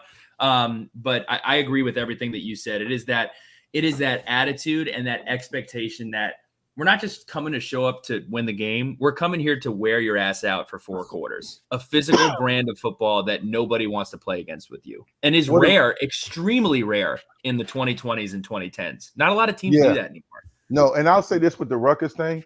The reason I'm more confident against Rutgers is we have them at home. The one thing, and Curtis and Brian and Tally talked about this last year on their pod, we finally got back to taking care, minus the NC State loss and the Purdue loss where we played 6 hours later. We finally look like Virginia Tech of the old at home in Lane Stadium. We know what to do at Lane. So Rutgers is coming to Lane, where I feel really good. If we had to go up there again, because they were like, I believe it was a sold out crowd. They had the red working. Rutgers has the talent. You're right about Coach Greg, but I just feel like when you are a ball control offense and you know they're going to run it on 3rd and 5, and if you have the D-line and linebackers that JC talked about, we got to be able to take those teams and get a block punt or get a turnover fumble and get up. It's not always going to be on the offense, but I feel like what Shelton talked about, the weapons we have on offense, we didn't use that. We didn't use them against Rutgers last year. We were out there just kind of running Chiron all over the place. Mm-hmm. Anyway, we'll see. That's the beauty of this, right? We'll see in about a few more weeks. More weeks. We'll get to see what they do. I'm excited. That's one I kind of circled because, to Billy's point, you're going to get 4 quarters with Rutgers. They're not going to back down. They're going to be well coached. They're going to be prepared, and you're going to have to go out there and earn it. Now, I think if you just look at the guys, I think we got the guys. Yeah. And to Dwight's point, you got the lane advantage. And Pry's shown that he can take care of home. So that's going to be an interesting game. And I think it kind of sets up that nightmare run that we have with Miami on the road and then going out west to Stanford. So it's going to be interesting to see how we play in that game and how that sets the tone for those next 2 as well. I think Rutgers is the same. Sorry, Billy. I was going to say, I looked it up. Last year, Rutgers was 7-6 like us. They were 1-4 on the road. That's why I said that. 1-4 on the road. That's why I said that. Yep. I think Rutgers also has a little bit of a problem with an unfortunate name, because if you're not, nobody on this call, but a lot of people are like, we're playing Rutgers week 3 at home. Rutgers has that name that kind of rolls off of your tongue where you're like, Rutgers, who is Rutgers? I'm just telling you, Rutgers is coached by Greg Schiano. They have a good defensive line, a good offensive line. I'll be honest, I would feel a lot worse about this game if Wimsatt was still the quarterback. You damn right. If Wimsatt was still their quarterback, would not feel as good. Would we? I mean, he couldn't hit the broadside of a barn if he. But he was running all over. He ran all over us. Him and I'll take Mansour and I'll take Dorian out there covering those wide receivers against whatever Wimsatt could do on 3rd down and long and just scrambling for first downs. He kept running. He kept running on us. That's what I'm saying. They went 27 for 220, those 2 last year. They both broke 100 in that game. And the big back was the 4th and 1, Dwight, that you basically said we got wiped out. But we're gonna wrap it up here. But we kept saying, when are we back? When are we back? We're gonna be back if it's a year from now. It's the expectation. It's that expectation we want every year. We want to. You said it. You gave a great monologue earlier. We want to be good. We want that expectation. We want to win every year. And if that's when it's going to become, that's what it was. I'm a fan of 29 years now. Jesus Christ, I'm old. Not as old as Dwight, but still old. Not as old as Ryan. Hey, gotta get it. But for the better part of my life, for 20 years, it was we're a top 10 team. We can go making a national title run. We can win the ACC. We can win the Big East. We can do these things. When you start saying that again, every time you think of Virginia Tech football, that's when you're back. Because it's no wonder what can we do this year? It's no, this is what we're going to do this year. That's what I was going to say. With Virginia Tech's back when the 6 of us have to sit here and shut up about, all right, which game on the schedule is going to cause us a problem? And None of them. When 6 of us are sitting here going, all right, who the hell's after that? Because we really don't care. We don't care. We're going to go after. Yep. Who's next? Well, Dwight, Billy, Robbie, we really appreciate y'all joining us. And that is thank you guys, man. Thank you. This Thank is you. a great production every year. You guys do a It's great wonderful. job. Seriously. And to everybody here, to Dwight, Billy Ray, Robbie, Pete B, Danny Noakes, Mike McDaniels, even he couldn't be with us tonight, David Cunningham, Jeremy, Dan, Grayson, Don V, my fellow compadres here, Brian Talley. Y'all, we put Sheldon to bed. He says, y'all, I'm done. I'm done. Check out, if you're listening right now, check out all of their content. Check VT, check Victory Life out. Check Sons of Saturday out. Robbie's coaching. If you're down in North Carolina and you see North Wilkesboro Vikings playing, go check him out on the sidelines this year. It may not be real pretty. Well, yeah, that's what you We're got gonna give it all we got, baby. But I'm gonna say this: we are brought to you by the Main Street Pharmacy in Blacksburg. I'm Curtis Wilson. Brian Siegler. Jonathan Talley. Check us out, boundarycornervt.com, to listen to all of our episodes while you're there. Follow us wherever you can follow us. Follow all of these guys who came on here tonight, all of their podcasts. Subscribe to them. Go to their YouTube channels. Go to their websites. Visit them. Coach Pry has said numerous times to us, he always shouts out the content that we put out. He always shouts out. He shouts out y'all as well. I know. We do it. We have a lot of fun. We love this program, y'all. Our buddy Jason Long, he plays us in, he plays us out. Check him out. As always, 3 hours, 22 minutes, 8 seconds. Let's go. Bedtime. Hokies.